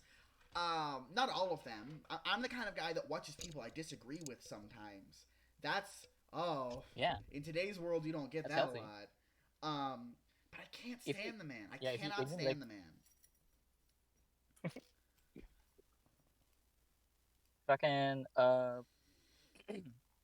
yeah, fucking if you even like show support or like show that you like someone who's controversial, people will go down, People will be at your throats, Oh, dude, especially if you're big. I'm not worried about showing support for anyone controversial. My entire persona is based off of two things: pissing people off and being 100% me. Like, I don't know if you ever really dug through the Naga Sake website, but there's a page where I just decided not to finish writing the page, and I said in the like little description below, I gave up on this halfway through, have this unfinished page, and people loved it. The Naga Sake fans love me just being me, and a big part of me being me is pissing people off that are easily pissed off. Yeah. Yeah. Fucking, I kind of want to do it as well, where it's like just be like really inflammatory, because like the upsides to that is like people who stick by you will probably stick by you through thick and thin. The thing is, because like you if, can't go halfway on that is the issue, because you have to go full force. Yeah. because if you put yourself in a position where the people that surround you are you still there? Yeah, I'm here. Yeah, I'm Okay, here. sorry. My Chrome like froze up. You put yourself in a position where you have to show your fans what to expect from you, basically. That's the main thing. So if you, how can I put this? I mean, I feel like I made my point. You get it. Yeah. That's why if you brand yourself as like being wholesome, and you express like any human behavior that isn't Oh, wholesome. Scott Coffin made this game that a bunch of furries liked, right?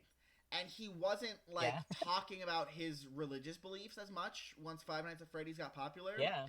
And when people found out that he was a hardcore Christian, a couple of people like turned against him at that point. Because he stopped showing that aspect of him. You basically have to show your full self constantly, or people are gonna get surprised and upset when they find out who you really are. That's why I'm amazed with people like Toby Fox or like some other solo game devs, where like there's so little known about them. They can't really like get them for anything. Well, that's how they do it. They like, just keep themselves unknown. But the thing is, I'm an egotistical fuck. I don't make my comics for the money. I make my comics for the ego. I want people to tell me that they like my work. Dude, fucking.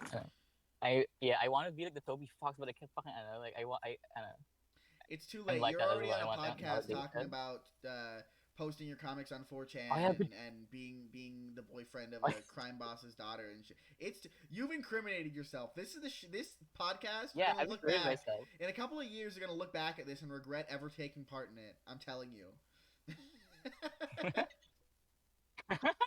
I guarantee that. That's not even like a what if. That will happen. I'm sorry, man.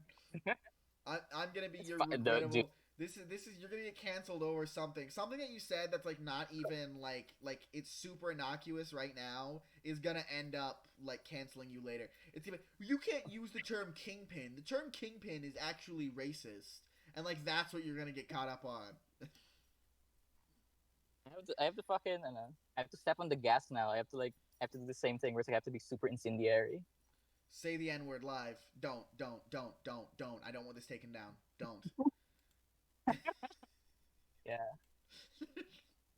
For fuck's sake. Dead air.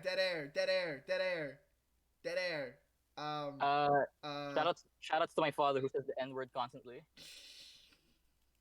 You said it, not. Oh, dude, I talked about this last time. This is gonna be annoying for the fans to hear, but like I think you need to hear this.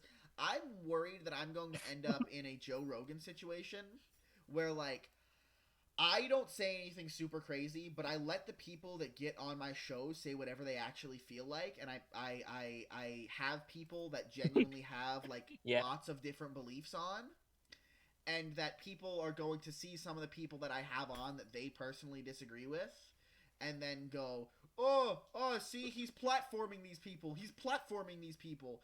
Like, I don't know. I Yeah. haven't watched Joe Rogan in a long time, I will say. But from when I did watch Joe Rogan, Joe himself is like the most centrist motherfucker ever, who just nods his head at Yeah. whatever whoever he's with is saying.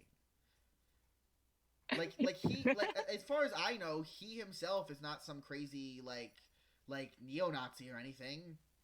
Like what? He had Jordan Yeah. Peterson on once. He had Alex Jones on once. He also had Bernie Sanders on. Like, whatever. That's what's interesting about Joe Rogan, because like you can have some like a guest talk about how the Loch Ness monster is real. He'd be like, dude, that's fucking awesome. I think it's just because I think it's just because he's like not a pushover. He's not like I don't think he's actually like that. I think he just knows what makes good entertainment. It's sort of the improv thing of like yes and you just go along with whatever's positive. Wait, he's a comedian, right? He's like he Yeah. does have a comedy career. I forgot about that. I also know him for the podcast and MMA. He got his start on Fear Factor, if you remember that. Dude. Whoa, deep cut, bro. I remember Fear Factor. Shoutouts to all the Rogan heads. I don't know if that's the right term. I don't have a name for Naga Sake fans. I've been calling Kill All Boneheads fans boners. Boners. Boners? Yeah. Yeah. Kill All Boneheads fans. What's up, boners? But I don't Preferably it'd be boneheads, but that's the name of the bad guys. You can't really call people boneheads. I think it's funnier to call them boners. It's stupid. Yeah, boners. But what do you call The a boner- Nagasake fan though? Because I don't think you're a Kill All Boneheads fan. You're a Blah Blah Blahs fan, and you're a Deezer fan. No, what- I like kill all boneheads. I'm a boneheads fan. you're a boner. Yeah, I'm a boner. Okay, but God like, damn it, you fucking baited me. but what do we call Nagasake fans? What do we? I think we just have to sort of like I don't know, let it play it naturally. Like I don't think like like MLP fans like just like woke up and decided like, hey, we're gonna call ourselves bronies. Well, It's gotta come out term, naturally. The original term back in the day was pony bro. Pony bro. Pony bro, yeah. There's a different term I know from back in the day, but we can't say that word. Horse fucker. Like what? It's Say like it. pony, then like You can say fag. You can. Pony. Is it pony fag? Is that yeah. it? Oh, It was a 4chan term. It's like, can we say fag now? You can. I don't give a shit what you say, right? I'm worried about YouTube. That's why I specifically like I joked. I was like, oh, say the N word, and then I like made sure you didn't because I don't know that much about you yet. Don't say anything racial. I'm gay. I'm not gay. I'm bisexual. But what We're both. I can say the funny words, right? That's my point. Yeah. My We're both philosophy. My personal philosophy is as long as you're not being hateful, I really don't give a shit what you say. You said we're both queer. Never call me queer. Literally, call me a fag. Do not call me queer. I hate it. You don't like the term queer? Why? I don't, because the origin of the word queer is to mean something that's weird and different and not normal, right? My goal is for gay people to be seen as normal.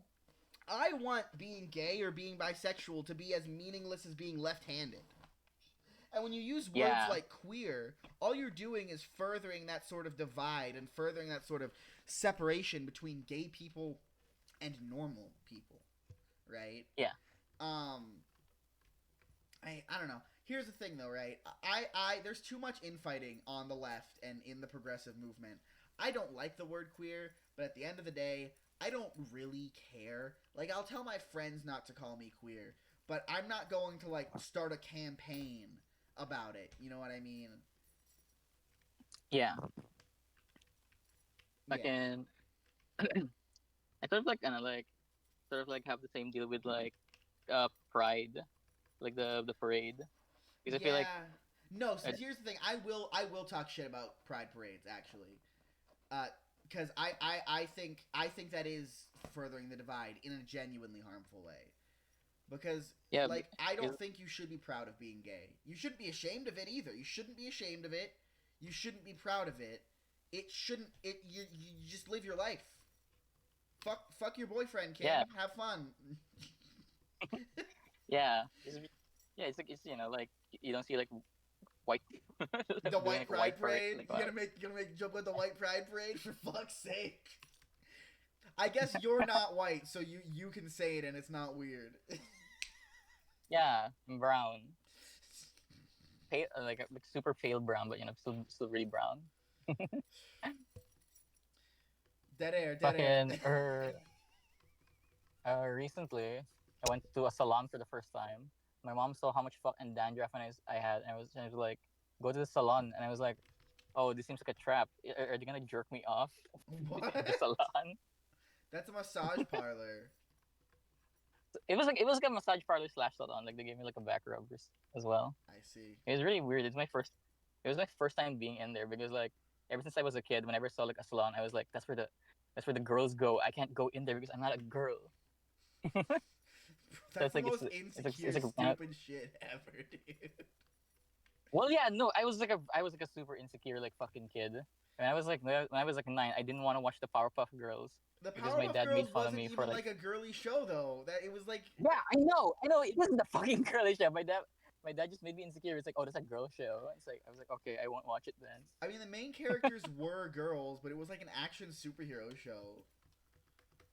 It's Whatever. more of a boy show with with how much fucking gross out in the show was, I mean, and there they was kind of a like lot of it's really raunchy. violence and stuff, but the girls themselves were still young girls. Like that's one thing I really Yeah, find interesting is Buttercup in particular was always seen as like sort of a tomboy, but whenever they age up, they yeah, all still dress the same, and she dresses girly still. Like she's not. There's like a tendency in fandoms to turn any tomboy character into like a hardcore brick butch. You know what I mean? And the yeah, Powerpuff Girls fandom has avoided doing that, which I find really interesting. yeah. Yeah, Speaking that's of the all. Powerpuff Girls fandom, whenever fans draw themselves in the Powerpuff Girls art style, it always looks like fucking ass. It's because it just looks like one of the main girls, but like palette swapped and like added like a hat because like the fan has like a hat IRL. Yeah, Because like that like they're constantly wearing the hat like a cartoon character. So yeah, that's a big thing that a lot of fandoms have is a lot of original characters will just be a main character with some details changed. The Powerpuff Girls yes, art style is an actual art style that you can draw in, but like you said, yeah, they don't do it in the art style. They just make it one of the main girls. Here's the thing: even in universe, the Powerpuff Girls themselves are disgustingly cute. Like even within the yeah, universe they live in, with how cartoonish it is. Like you know Alita Battle Angel? You remember the movie Alita Battle yeah. Angel? Battle Angel. That I is remember what a with the Powerpuff fucking green Girl would camera look and the like. huge eyes. Like her weird big eyes, that's how the Powerpuff Girls actually look to the people in their world. Like they are already grotesquely, cartoonishly cute little girls. No real person, no other human being is gonna look like that, even in that art style. They get made.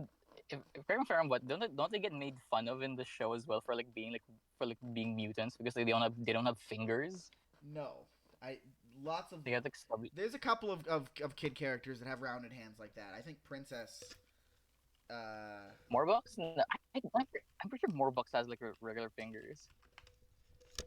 I don't think they ever made any gags about it. No, Princess does. Yeah, huh? Am okay, maybe yeah, maybe I'm They just might fucking be the only misremembering. characters that have little nubs, but I don't think they ever like make a point of it in the show. Was there ever like an episode of a cartoon where like as a kid you fucking hated it, but like as an adult you appreciate it more? Not Because there's really. one the I mean, my tastes haven't super changed. Let me think. Shit. because there's an episode of Powerpuff Girls where they move to a different city and like everything's like super realistic. Like the mayor's like that bridge you destroyed cost like $5 million, and the bank robbery stopped is like only like $500 or something. And it's like I thought it was like just like really fucking mean spirited the whole time. I didn't like it, but like I don't. again, as like an adult, I think it's way funnier. I Instead of like, think like adding like real logic. I don't know the exact episode, but I've been rewatching Ben 10 recently. And it's a Yeah. lot better than I remember it being. It's a lot less formulaic than I remember it being. I can't think of an individual episode, to be honest, but I think I just enjoyed that whole show more. I've been enjoying it more. I think there was an episode where I thought that, but I can't fucking remember it, to be honest. Can I go off about Ben 10 for a little bit, actually? Can I go off about Ben 10 for a second? Yeah, sure. I fucking hate everything after the original series. They ruined it. The sequel series where they made Ben a teenager, Alien Force into Ultimate Alien, sucked. Omniverse was a little bit better, but still not much. The issue is Ben 10 was never a show about aliens. It was a pulpy, like, Silver Age superhero story. Ben 10 happened to have alien powers, and more often than not, the people he fought were aliens. But there were regular-ass supervillains. There was... Dr. Animo was the go-to. Like, he was a mad scientist, right? There were people like Kevin. Yeah. Kevin wasn't an alien in the original series. He was a mutant. He was just born with his powers. But then as the series went on, they decided that every single thing had to be aliens. So every human character, besides Grandpa Max, every human character became an alien hybrid. Even Ben is an alien hybrid. His powers are just dormant. They didn't need to make Kevin an alien hybrid. He could have just been a mutant because it was a fucking, like, superhero world with magic and mutants and aliens and all of this shit, and they narrowed down the scope of the series. Gwen was also like half alien, right? Not in the original series. In the original series, Gwen got into magic. They fought a magic guy once, and she stole his book and started studying magic. And for like half the series, she can't do it. And then in one episode, she just starts slinging off fucking spells. And I liked that. And it was cool because her power set was different than Ben's. And the persona of Lucky Girl was really cool because Ben 10 is kind of just like his name. And Lucky Girl is like an actual superhero persona. And then in Ultimate Alien and in Alien Force, they just make her part alien. But the aliens are still magic. But then all she ever does is use force field and shoot laser blasts like she's fucking Starfire. You fight her to fucking Green Lantern. Not even Green Lantern, because Green Lantern can at least make shit. They got less creative. Yeah, fuck. Okay, since you're watching the original, I have a question. Yeah. Is there like a weird like romance thing between Gwen and Ben? No. Because no, here's the thing. Like a ton of people ship them both, right? So but why? It has to do, well, two things. One, because fandoms love incest, and whenever there's only one female main character in the cast, they're gonna ship the male main character with them. And two, because when the show was in development, because I'm the kind of guy that likes to read up on wikis, when the show was in development, the character that became Gwen was originally meant to be a love interest. And then they couldn't really find a way to have this girl, like, with his family on a road trip, so they just made Gwen into his cousin. There is no romance between them. They can barely get along. You know where there is a romance between related characters in a show? Fucking what? Milo Murphy's Law. Have you ever seen that show? Oh my... You know, I've seen like the early episodes, but there wasn't any romance in the early episodes. His sister, Milo's sister. I'm sorry, dude, but when I look at Milo's relationship with his sister, all I can see is the relationship of like a loving girlfriend. I'm sorry. I know it's weird. It's weird to say. It is weird to say. But I'm not forcing this. I'm not the kind of person that forces incest headcanons and shit. Like Dipper and Mabel, I don't ship that or anything. But if you look at Milo Murphy and his sister and the way they interact, there's something going on there. And I think it's one-sided. I think his sister is into him. I don't think it goes both ways. Yeah. Also, my sister. She's voiced like fucking Kate Micucci. I fucking love her voice. Oh, I can't stand her. Listen, I'm sorry, man. I don't like her voice. I find it obnoxious. My main issue is that she took over the Velma role. Yeah, she did. You know who's I you have know I have a big soft spot for like girls who sound like nasally slash dorky. So like Kate Mikuchi, Christine well, Shaw, Kristen Shaw I fucking love. Rumi. I was gonna bring up Kristen Shaw because I fucking love Kristen Shaw. As a person, like a real Yeah, person, a lot of people would call her ugly. They've made jokes about it on shows she's been on, but I fucking love I her. think she's She's cute. adorable. I want to squish her cheeks and kiss her and fucking have babies with her. And she has a boyfriend. And you know what? If you're out there, if you're listening to this, I'll find you. I'll find you. I'll get you one day, and you won't see it coming. Kristen Shaw, watch out. No, Kristen Shaw, you're fine. You're fine, girl. I was talking to her husband. Oh, yeah. That's. Ever I yeah. wouldn't Ever threaten a watched woman. over Don't make me sound like a rapist, bro. like ever watched Over the Garden Wall? Yes, I loved it. It was a really good series. Yeah, fucking the voice actor for Miss Langtree, like the teacher in episode 3 years, I think. Her voice actor kind of looks like Christine Shaw. I don't know what her voice looks like, Kristen Shaw. No, Like her voice actress looks like Christine Shaw. Okay. I gotta Google this. Miss Langtree Her name is voice. Janet Klein. Her name is Janet Klein. It's like this, like kind of like Janet it's like Klein. She kind of She's- does. She kind of does. She also Yeah. looks like she's from the fucking 20s. 20s. Yeah, that's her aesthetic. I have someone I want to talk about. I have a group of people I want to talk about. I want to shout out. There is some people that I knew. They were in a comedy. I'm gonna yawn. They were in a comedy music duo called the Cabaret Berlin. They eventually got a third member, but I didn't really know her that well. There was Titi von Trans and Herr Doktor, and they played the role of like this 1930s German cabaret performing group, right? And they would sing these songs, like cheeky sexual songs from like the 1900s, where like they sang a song about a girl's pussy, but they were talking about a cat. But like back in the day, that was not as common. But back in the day, people didn't use the term pussy like 24/7. That was more like a cheeky thing. You know what I mean? Yeah. They made songs making fun of Nazis and stuff. And the thing is, the characters performed like the meta narrative was that these characters were alive like right when the Nazis just got into power, and like the Holocaust hadn't quite happened yet, so they're just talking about this new Hitler guy and how he's kind of a weirdo, and like that's it. Where like there's like dark comedy in the fact that like realistically you got a transvestite and a crossdresser up on stage, and in 3 months they're gonna get fucking wiped out, and they're just being cheeky about this shit. And I loved them. And Dude, that's fucking awesome. They were on Strip Generator back in the day, and were they? Yeah, and most of their comics are fucking Crazy. gone. Most of their comics are gone. Is the sad thing, because the site got taken down. We have an archive of all the comics, but they're unsorted. So, like, somewhere in there, their stuff is in there, but we can't really find it. But T.T. Von Trans and Herr Doktor are characters in Kill All Boneheads, if you get far enough into it. I was gonna say, I was gonna say, the art artist in Kill All Boneheads. So, T.T. died, I will say. T.T., the real human being, Danny was her actual name. The thing is, Danny was a man whenever I knew them, right? She only transitioned, like, whenever she stopped using Strip Generator. And she was a transvestite performer for a long time. Like, she performed a female character but was a man in her day-to-day life. And then later on in life, she like actually started transitioning. But she's dead. I talked to the guy that plays Herr Doktor, and he gave me permission to use them in my comic.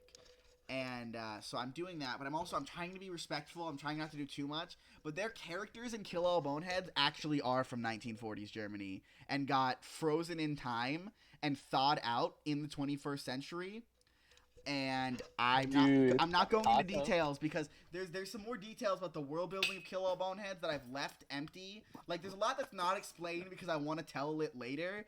But there's like an Attack on Titan level like plot twist.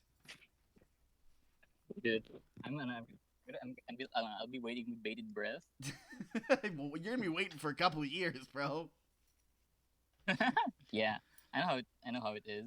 Graz. By the way, how far ahead have you thought in terms of the story of Kill All Boneheads?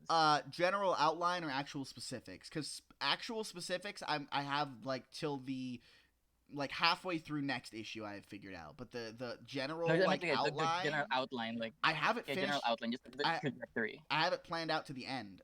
Initially, it was meant to be a 12 issue series where each issue focused on a different zodiac sign, right? But as Yeah. you've, I don't know how far into the comic you are, but I'm killing off, I'm killing the zodiac signs off at a rate of 3 zodiac signs every 2 books, meaning that it's probably going to be a lot shorter than that. Luckily, I mean, I don't know if it takes me about a year to make each issue, so like I can imagine wasting over a decade of my life on this story. Um, but yeah, I have it more or less planned out. Also, this woman, Janet Klein, there's so many images of her online. Like she's like been doing shit with her life. Like she was not just a voice actor. Like I'm thinking the guys that made this show found her from her like music and stuff first. Yeah, she's she has like a really big career in Japan. Actually, that's she has like a really big Japanese career because I know a lot of Japanese people like her. Oh, one last thing. Cross, the character from my comic, Cross or Gross. Yeah, He's based off of a real life artist as well, a German artist named George Cross. So here's it links back to Talk Show Boy. It links back to Talk Show Boy. It links back to where's Talk it Show linked? Boy. So here's where it links. Keith McDougal of Keith Party has a comic Party. called The Many Faces of George Gross, which introduced me. I never read it, but I just Googled the name, and it introduced me to who this artist was. And this dude was, I think he was a communist back in the day. Keep in mind that he was fighting, Yeah, he was making anti-Nazi art though. So like, regardless of what your thoughts on communism is, probably Nazis are worse in your eyes, I'd imagine. Um, yeah, of course. so he ended up having to flee Germany because they were after him. And he at one point he avoided getting captured because when they came to his house to arrest him, he pretended that he was a painter working for George. And Mm. so the character of Gross in my comic is George Gross, like the act, like yeah. Dude, That's why I mentioned in the I comic. fucking love. That's why I mentioned in the comic that he escaped the Third Reich because that guy is that guy. I fucking love like hearing about like all these like obscure references that another put into comics because like this is the type of stuff where it's like you'll blink and you'll miss it. Dude, yes, there's so much. Dude, there is so. I love talking about my comic, man, especially to someone who's willing to listen, because every single frame you look at, right? Maybe not the frames themselves, but for every frame you look at, there's about 2 or 3 hours of thought that has gone into my comics, right? Like, Yeah, most of the characters in Kill All Boneheads are reused characters from old stories that never went anywhere. In particular, the comics I made on Strip Generator, right? They yeah, served as like the beta like testing area for a lot of ideas that ended up getting solidified in Kill All Boneheads, for example. yeah. Fucking that really hits hard as someone has like a billion fucking ideas. You just have to sort of like scrap and cannibalize them because you realistically like all those stories can't be real. Well, that's part of why Kill All Boneheads is the way it is. Is that every like almost everything in there is reused from another project. It's but being a mishmash where like there's all sorts of weird characters is part of the story. It's sort of like the Amazing Yeah, World of Gumball. Like they never I don't think they ever say it in the show, but the premise is that Elmore is the hometown of rejected cartoon characters, right? yeah, And in a way, yeah. I fucking love like, that's what ensemble casts. that's what Sero City is. Sero City is where I put all of my rejected characters that didn't end up working anywhere else. Yeah, it's really heartwarming hearing something like a premise like that that's super sentimental. I say it's sentimental, and then I write a cold, uncaring world for the comic where someone can die off in the same page they're introduced, or like a main character can get killed off, dude. Nobody has plot armor, I'm telling you. It, I love hurting my audience. Dude, Did your friend yeah, ever get spoilers for my comic? By the way, read my comic. Did your friend ever get to the part with Jade yet? no, not yet. We haven't done it. You read both of this. I told him to read it, and like I read it with him. We only got to like chapter 2 because like I was getting late. How far into issue 2? Because issue 2 is when it actually gets good. Yeah, we finished issue 2. We finished issue 2. You finished issue 2, okay. Good. Yeah. Sweet. You want to talk about your comics a little bit? First off, like just like tell the audience who's probably never heard of them before, like about your comics. Oh yeah, fucking. I make actually. I kind of put on the spot because I actually don't have a name for it. Yeah. Come I up actually with a don't have a name. name for it, but like, I'll sit here in silence until you come up with a name. Pina Comic. I'm calling it Pina Pina Comic. comic, all right. I have these like 4 panel comics of just like these like random like wacky jokes I think of. Uh, that's like one of them. But the one I'm working on right now is sort of similar to Kill All Boneheads, where it's like a character living in an authoritarian society, but it's like more told from like the perspective of someone who's like super dumb and like super oblivious to everything, and it's sort of like the comedy of it. I'm planning it like the main character Pina. She's like this like dumb, like Pina's the like main 14-year-old character of kid. that comic that you're making? I wasn't aware of that. I thought it was going to be a whole new character. That's what I think. Pina is like the main character, but at the same time, it's like not really about her. It's more about everyone else in the story. It's sort of just Okay. like the lens we see through. I don't know. I feel like she's a little bit What? too wholesome for a story like that. Like you can have a dumb character who's living in a shitty world and just doesn't realize it, but like it's like uh, we'll see.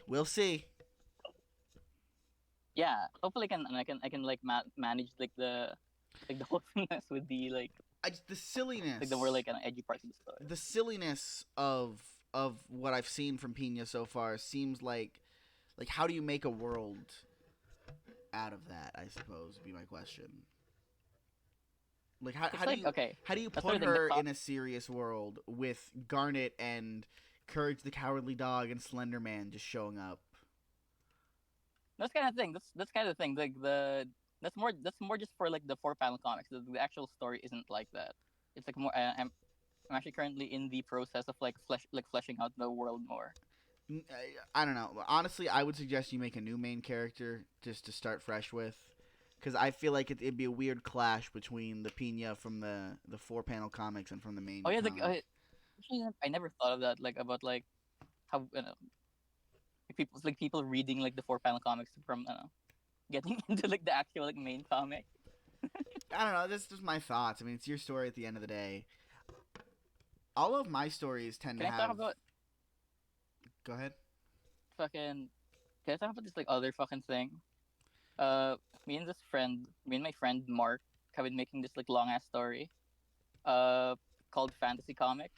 The original premise was he was getting pissed off at My Hero Academia how they kept giving him superpowers. Where the original premise was Dude, yes, uh same. I fucking hate when stories do this. I tried watching Black Clover.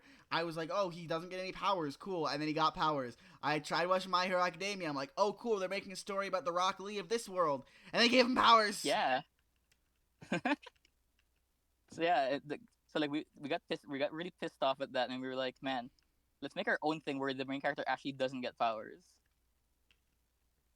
Makes and sense. it's just like someone like using their wits and like the things around them to like to like combat people. Good. We've been making it for like 3 years, and it's like we basically have the entire like story plotted out, Have you but we're released sort of any of like, it? no, here's the thing, we can't think of a chapter one. Are you We fucking retarded? So you haven't actually made any of it. You've just been yapping. Ideas are worthless. You have to actually make something out of it. We tried like twice already, but like we're not satisfied because it kept being like there's always there was something missing. Do you We want couldn't like me to fucking like help? fit all. No, I feel like recently we figured out what the problem was. Uh, like the main story's premise is there's this kid named Funk. There's this Okay. kid named Funk, and he's best friend, and he's friends with this guy named Max. But like I know, Max doesn't see him as a friend anymore because they used to be friends as kids.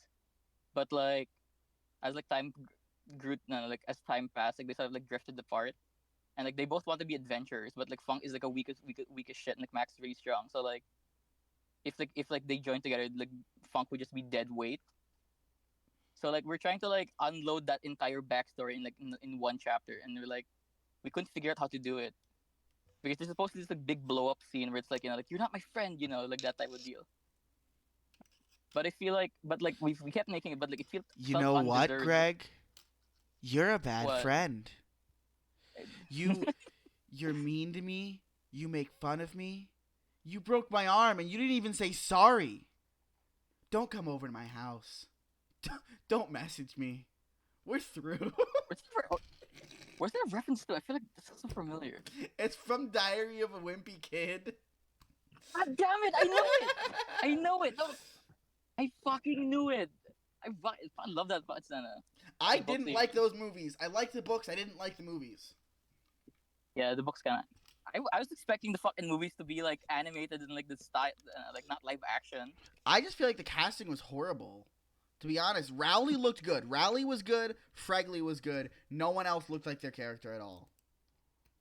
Honestly, okay, here's the thing. It could like, it was like bad, but what when have you seen like the one where like Roger looks like ass? Like it definitely could have been worse. He looks like ass in all of them. The new actor just looks worse. Roderick has a buzz cut, and they gave him like weird emo hair. They tried to make him like a heartthrob. It's like he's like an emo boy. He looks like fucking Green Day ass. What's his name? Like Billy Joe Armstrong. Billy Joel Armstrong. I don't know. Yeah, I actually have the voice. The thing is, I actually have the voice to sing Green Day songs pretty well. I can't. I tried one time. I tried singing Green Day songs at a karaoke, and I fucking I blew my voice out. You've heard me singing. You've heard my music. Yeah, I've heard you sing. Yeah. Oh, something I want to say earlier. Whenever I was talking about like possibly getting a new character for your secondary comic, I have several other. I have Kill All Boneheads, but I also have the Blah Blah Blahs, as you know. The Blah Blah Blahs kind of reuses some characters. I mean, Julian's in there and Tammy's in there, but like I have a series called Summoner's Scroll, which is like basically it's basically for kids. My other work is not. Yeah. Summoner's Scroll it's kid friendly. It's not for kids. Nothing I make is for kids. I hate kids. If you're a kid and watching this, fuck you. Kill yourself. Don't watch this. Fuck off. This isn't for kids. Fuck off. We hate you. PG-13 bitch. This is not on YouTube Kids. But it's a very different vibe, right? Like Summoner's Scroll, there's not much. There's literally only two issues of it, or two even strips you could call it. Summoner's Scroll is meant to be like it was meant to be a game, and the comics were just meant to be promotional. I want to do something with it though, because I really like this premise, and it's sort of been bouncing around my head for a while. And then I have Mars of the Stars. The premise of Summoner's Scroll, if we're going back to that, is it's supposed to be a game that's similar to Pokemon, except you're also part of the fight. And it's like in the Pokemon Adventures manga, how like sometimes people will have their Pokemon attack a person, and another person's Pokemon has to like interpose themselves. The idea is that you're a summoner wizard who doesn't learn as much magic as other wizards, but captures these monsters in scrolls and has them fight for you. And you fight other monsters, but you also fight other wizards. Sometimes you fight barbarians. Sometimes you fight the military. And it was meant to be in a world sort of like Undertale's world, where like there is modern technology, but the aesthetics and the society is set up like a fantasy world. You know what I mean? Yeah. But then nothing ever came of it because my programmer friend who was gonna help me make this game decided not to. Damn. I still like the characters though. I still might continue the comic series. And then I also have one called Mars of the Stars, which is basically Space Dandy mixed with Star Trek. It was the first comic that not the first comic. It was the first good comic I ever put on my website. And it was like he's taking a trip to the center of the universe, and they have like this warp technology which they just came up with, and his ship is the only ship that has it, and it breaks, so he just gets stranded in space, and he still tries to continue to the center of the universe. That's actually an amazing fucking premise. That could be like I can see like an entire media empire like fucking arise from that premise alone. I mean, it's an episodic, pulpy sci-fi series. Yeah, isn't that kind of like sort of like what Hitchhiker's Guide? I know nothing about Hitchhiker's What? Guide to the Galaxy, to be honest with you. Me neither. I just know the title Hitchhiker's Guide. Like I said, it's like Star Trek and Space Dandy got mixed together. That's how I would describe it. Dude. Also, if you look at the dog girl, Seriously? in Mars, that is the same design for Catherine in Ooh. Kill All Boneheads. Yeah. She's like the dog girl with the jetpack, right? She doesn't have a jetpack. She has wings. That's part Right? of her heart. Oh, that's big. Oh yeah. Sorry. I get why you could say it looks like a Fucking, jetpack because the wings are based off of Metaton's wings, which are like jet propulsion, just made to look like wings. Yeah. Yeah. I just assumed they were wings because of the boneheads aesthetic of like wearing metal stuff. Well, she has a heart. Yeah. So here's the thing, though. Here's the secret to my character design. Every character I design is secretly Metaton. Dude, I can actually see that. Holy shit. You'll notice it now. Anytime you look at any of my characters, everyone's got a crop top. Some of them got wings. Some of them got the emo hair. It's all Metaton all the way down. All my characters are like have a really big fucking circular head. Whenever I draw a character, I always start with a circle, no matter what. If the character's head doesn't start with a circle, they're probably abandoned. Right? The head is the most important And, like, part of the left for dead. character's body, but I'd say work on other shapes. There's shape language. I've been trying to, but like again, I create like designs for like different head shapes, but like I just default to circle at the end of the day. That's lazy. That's just laziness. I know. Fucking. That's why I like drawing Pina like a whole lot because like I could probably like draw her in like 5 seconds. You know something? I need to stop being lazy because my art is hurt because of this. So what I'm sending you here. I mean, the people on the stream aren't gonna see this, so you can skip ahead if you want. That right there is a page from Mars of the Stars, right? Send another, and I colored this myself. And even if the line work isn't great, I'm really happy with the coloring here, right? But my ex-girlfriend, my girlfriend at the time, offered to help color some of my works, right?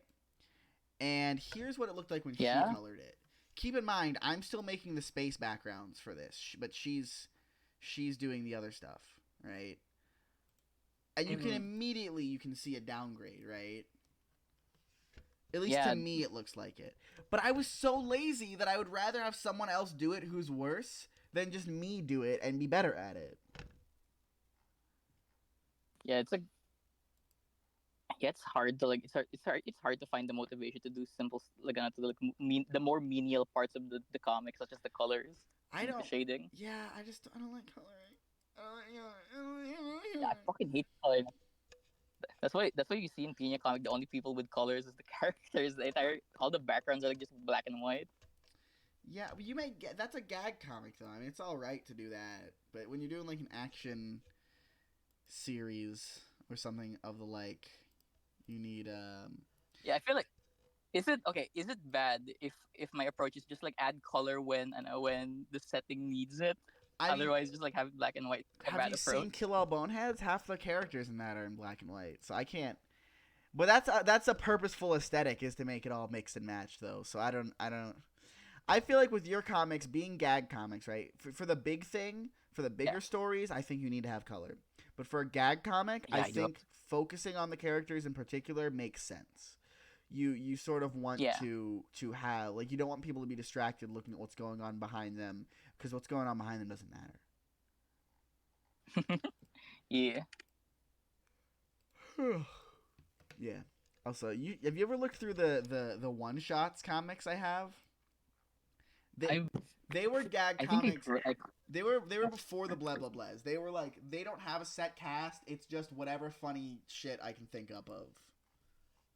Some of it's not funny. Some of it is just me bitching, as you do. Would you say like? What I you not hear anything I said? What did you say? What? You said, what did you say? Did you not hear what I said? No, I was gonna like, I said, would you say? Oh. I was gonna say like, would like there are comics you think that are not comics you made are not funny anymore. Yes, there's an entire series with 30, 31-ish entries in the series called Hellbound, which is on my website. Hellbound, like a lot of my work, has one very strong inspiration, which is the anime Yeah. Panty and Stocking. Fucking And dude. I love Panty and Stocking, and I got mad when I saw there wasn't an issue, season 2. The thing is, I made this comic when I was 15. It was 2017, so I would have been 15 at the time. And it's not good. And most of it is just sort of bashing on religion, like in a comedy sort of way, but not like in a very good way. And the art is Chris Chan level. It really is.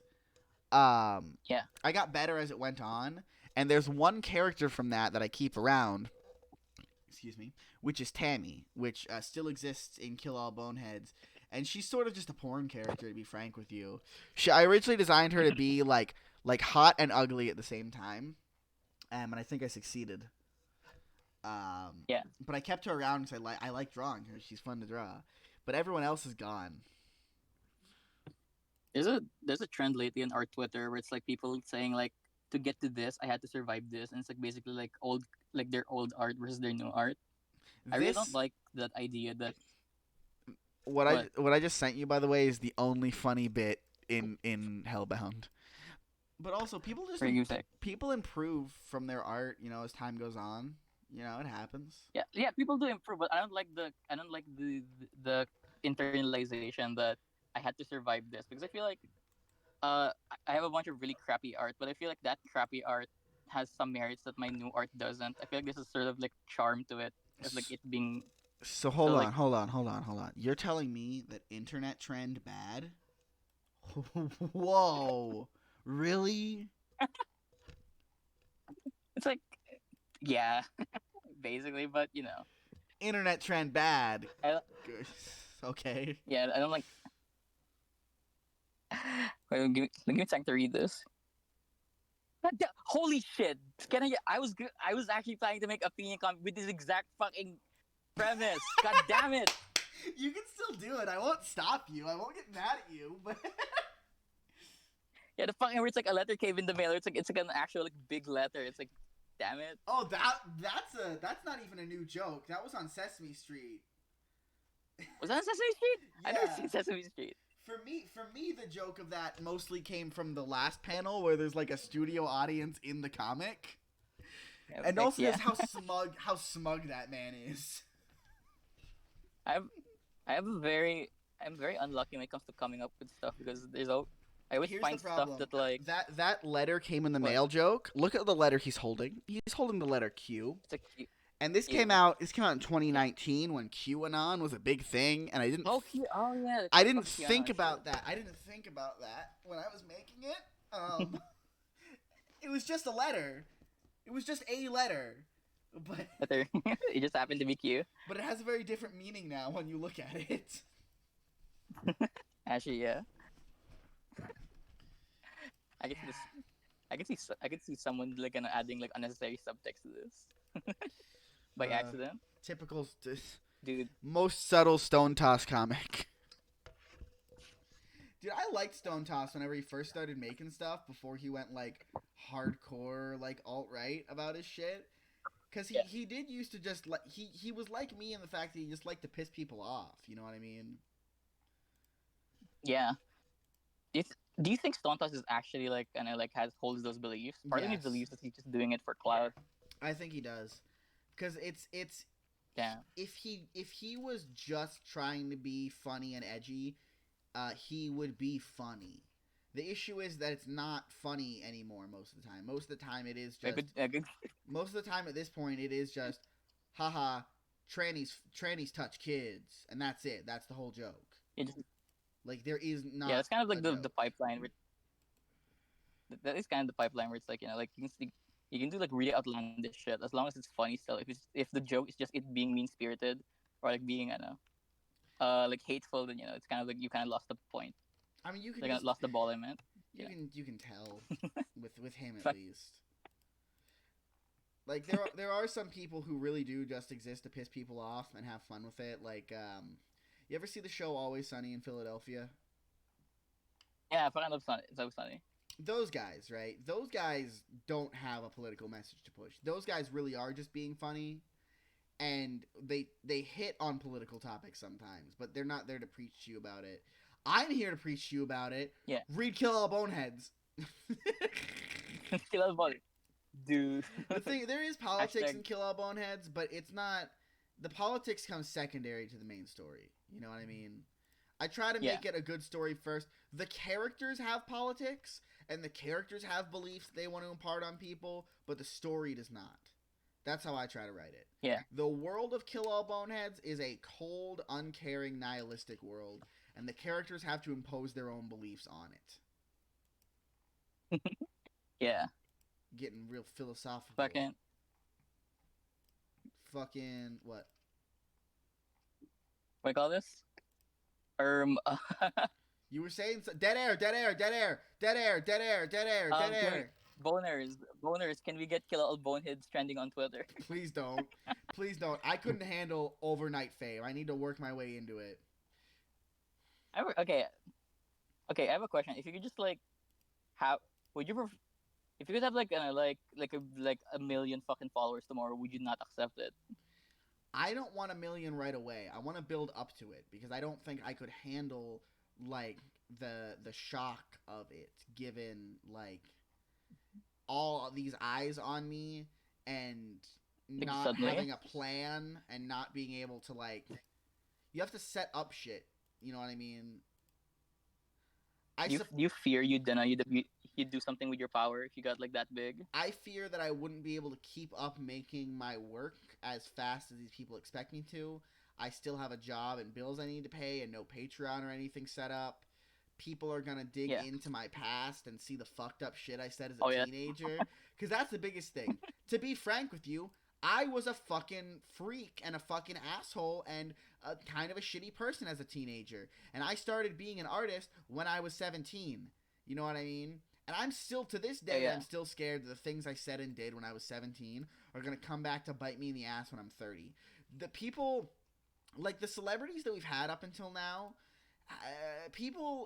nobody knows what you thought or felt whenever you were 17 in Nebraska. If you're 50 now, nobody knows what you said or did when you were 17. You know what I mean? But when I'm 50, when I'm 50, people are going to know everything I said and thought when I was 17 to this very day. I don't want to out myself, but I was a super edgy teenager. I have a Twitter account floating out there with a ton of slurs on it. Were you actually hateful though, or were you just being edgy? No, it's just me being edgy. Like, I don't have a single hateful bone in my body. Then I don't care, man. I'm still like that to this day. I still like using edgy words and saying edgy things. I think the actual message you're trying to send is what's important. And sometimes you can't tell what the message is. And it's really fun when you can't tell what the message is, in my opinion, to be frank with you. Because here's the thing. Sam Hyde is an actual bad person. If you look at him, you can tell what he actually believes. However, he can still be funny. The issue is that bad people can still be funny sometimes. Yeah. Fish Tank is fucking amazing. Who is amazing? Fish Tank. Fucking Sam Hyde's like reality TV show. I didn't actually watch that. I've just seen certain skits from him. I have a huge crush on one of the contestants. Her name is Josie. She's like this autistic ADHD girl. And she's like adorable. I think my favorite bit from him is when he had a TED Talk. I really like when he punked iDubbbz. That was very funny. That wasn't really funny to me because I liked iDubbbz is the issue. Like, so to me it was just awkward. It was just like I like the aftermath where it's like he's like talking about it like at post where it's like he pulled up like the Google Doc and all the pranks they would have pulled on iDubbbz and like listening to them talk about it was pretty funny. I don't like the man iDubbbz has become.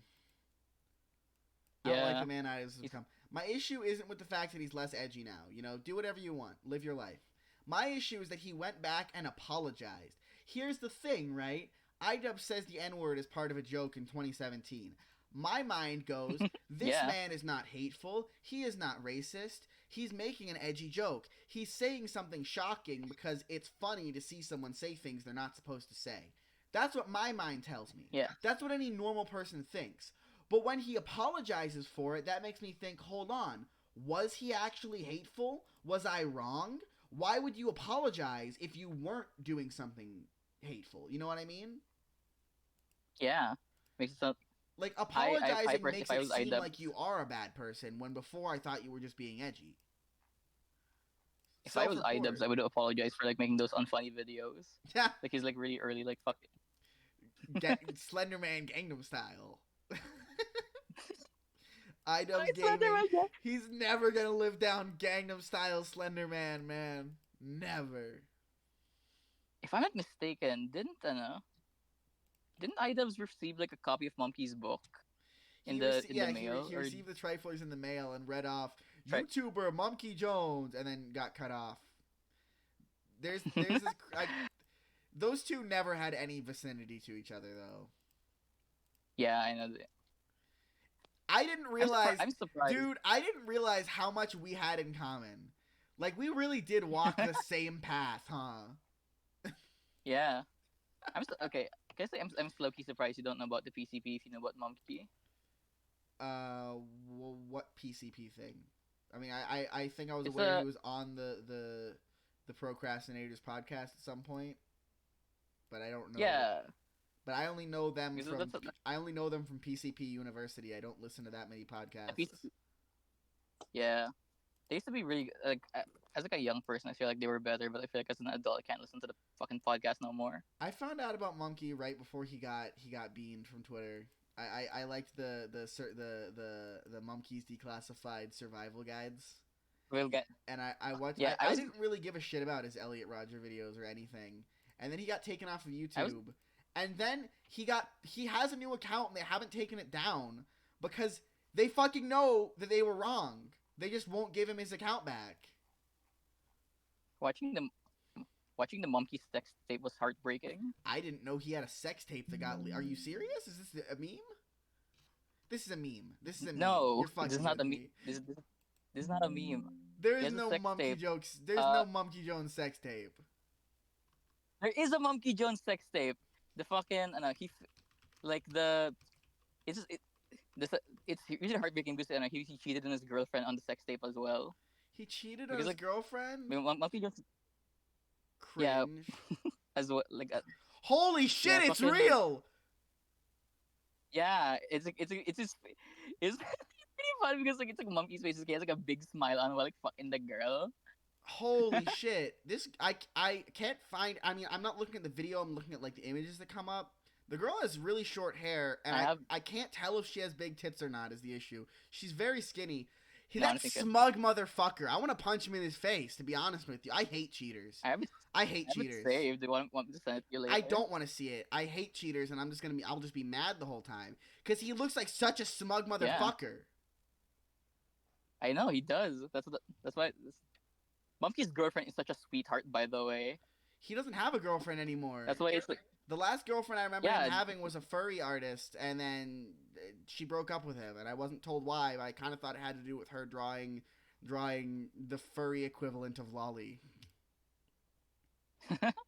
No, his first girlfriend when I first became a Monkey fan was a girl named Sheepover. I remember that name. Yes. Holy shit, dude! The Monkey Jones sex tape has an IMDb page. Dude, did people like leave reviews for like that?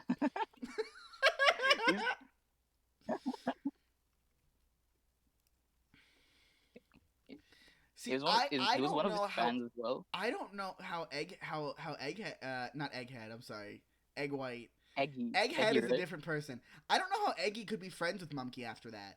Like, if Eggy really is like this actual incel dude, I couldn't imagine being friends with someone who had a girlfriend and cheated on her. He did. That reflects more on Eggy than anything. That's a weird. It's been since I've watched Monkey. It's a weird thing to say, but like integrity wise, you know what I mean? Like keep your integrity. Yeah, it's also surprising because like he's like a. Was he actually like a Elliot Rodger fan, or was that the entire thing ironic? He wasn't a fan of Elliot Rodger. He was sort of just like like ragging on him for being a retard. Fascinated. Yeah, he was interested in Elliot Rodger, and he was like documenting Elliot Rodger's like downfall, but he wasn't like. Here's the thing, Mumkey is incel adjacent, right? Like he's seeped in the Yeah. culture. He's seeped in the culture, but he's not necessarily like that. So he covered Elliot Rodger with the sort of like insider understanding, but he never was like supporting his ideas. He was ragging on him Yeah. most of the time. He always He made was, sure that. Yeah, I do remember him always like fucking mercilessly poking fun at Elliot. you know what? If you have the video saved, I do want you to send it to me just because it doesn't seem to be anywhere online. I know, right? I had my other friend who had it saved, like before it got taken down. Sent it to me. I mostly just want it for the rarity. It's a rare Just, Pepe. yeah, just the bragging rights. Like I have the monkey sex tape.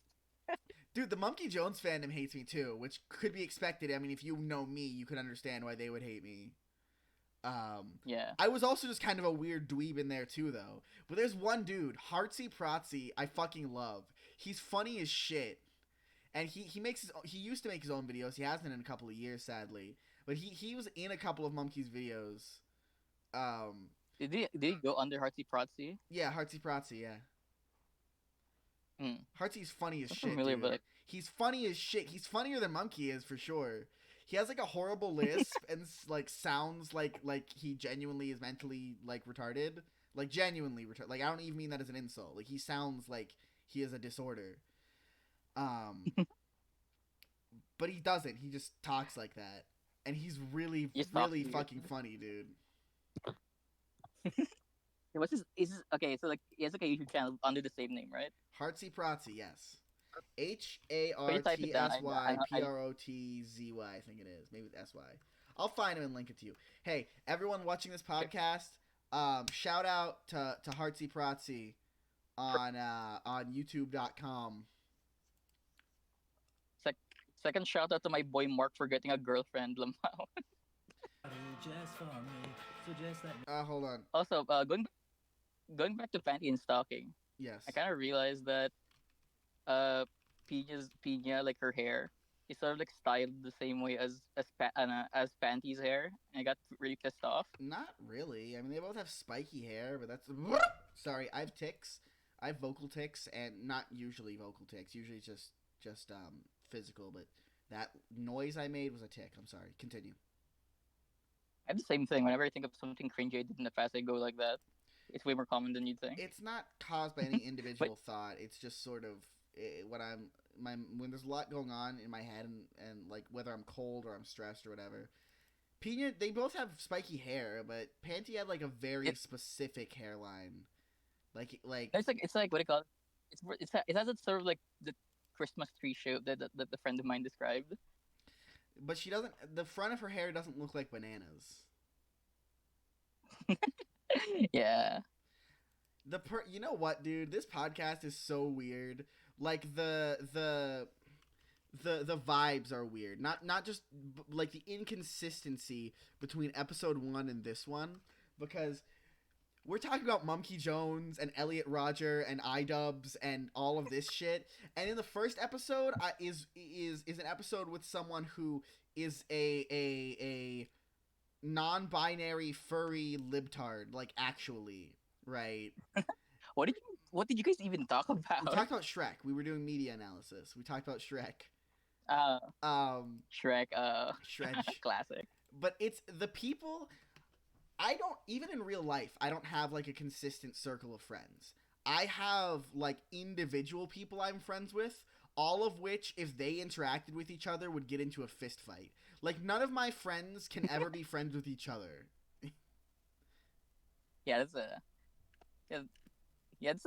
a really cool fucking position to be in. It's like sort of an ensemble cast. Well, it's not a good position to be in. It's not a good position to be in because I can only interact with people one-on-one. I can't get a group of friends. I guess, yeah. Are they all all internet friends, or are they like they have like IRL friends that are also kind of scattered? My IRL friends are also like that. So like I said, my best friend Jake is like the guy. He's the person of all time. He's the programmer that is like medium level religious and wants a wife and kids, right?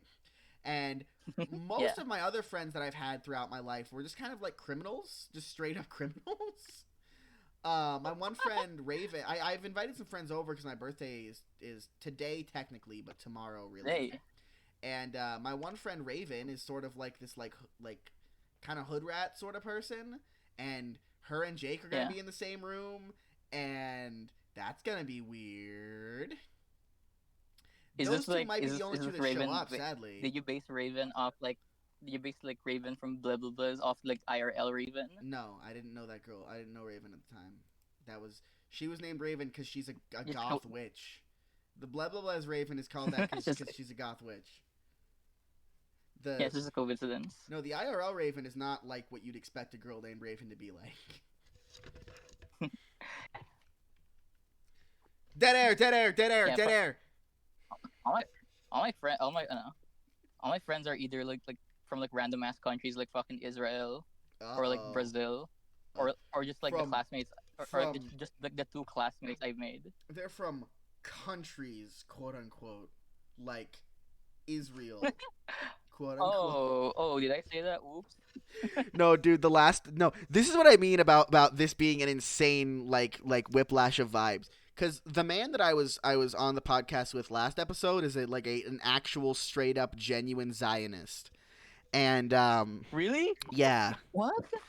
I've known him my whole life though is the issue, so I can't like not be friends with him. Like I can't not be friends with him Yeah.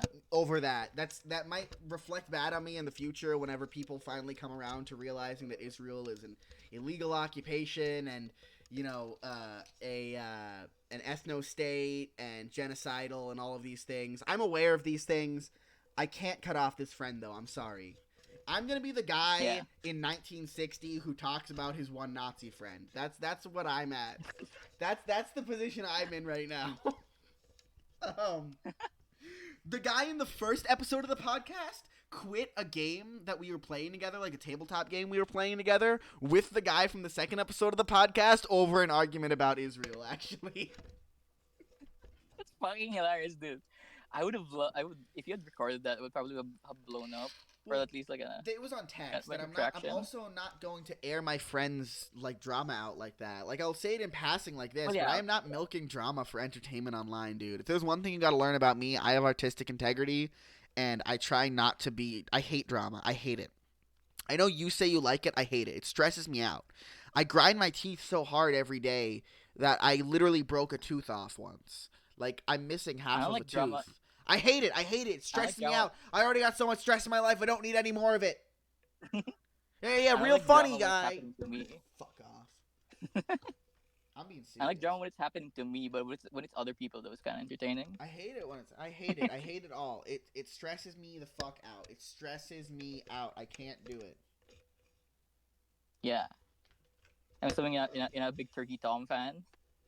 I vaguely know the name, but I know that there was Turkey Tom drama at some point. I know the name, but I don't want to hear it. I do not want to hear it. Yeah. I don't want to hear it. What is your stance on Ghetto Smosh? I have no stance on it. It's like a joke YouTube channel. It's the equivalent of they make YouTube poops, dude. I have no opinion on it. Sometimes they're funny. I love Yeah, I would say me and my fucking friends love Ghetto Smosh. It's like the funniest shit to us. It's kind of sad that they stopped making stuff. I never watched regular Smosh, let alone Ghetto Smosh. Well, I wouldn't watch regular Smosh neither. If I watch Ghetto Smosh, That's funny, bro. You won't watch regular Smosh. You only watch Ghetto Smosh. Yeah, fuck. Like, dude, what am I gonna watch? Like, if cartoons were real life, like part 19. I got the gist, like 5 parts ago, dude. Guys, what if Mario did shrooms? Dude, what if like Mario eats a mushroom and he's high? What the fuck? Isn't it weird how in Pokemon people just stand there and look straight forward? If you like punch a tree IRL, that would hurt. Like, what the fuck is Minecraft thinking? What the fuck? What if we took a kid's What if we took something made for kids and then we had like violence and swearing? Pikachu, use Dude, like, gun. dude, I think we've cracked the code. That's like every fucking. That's like the heart of every dorkly video, dude.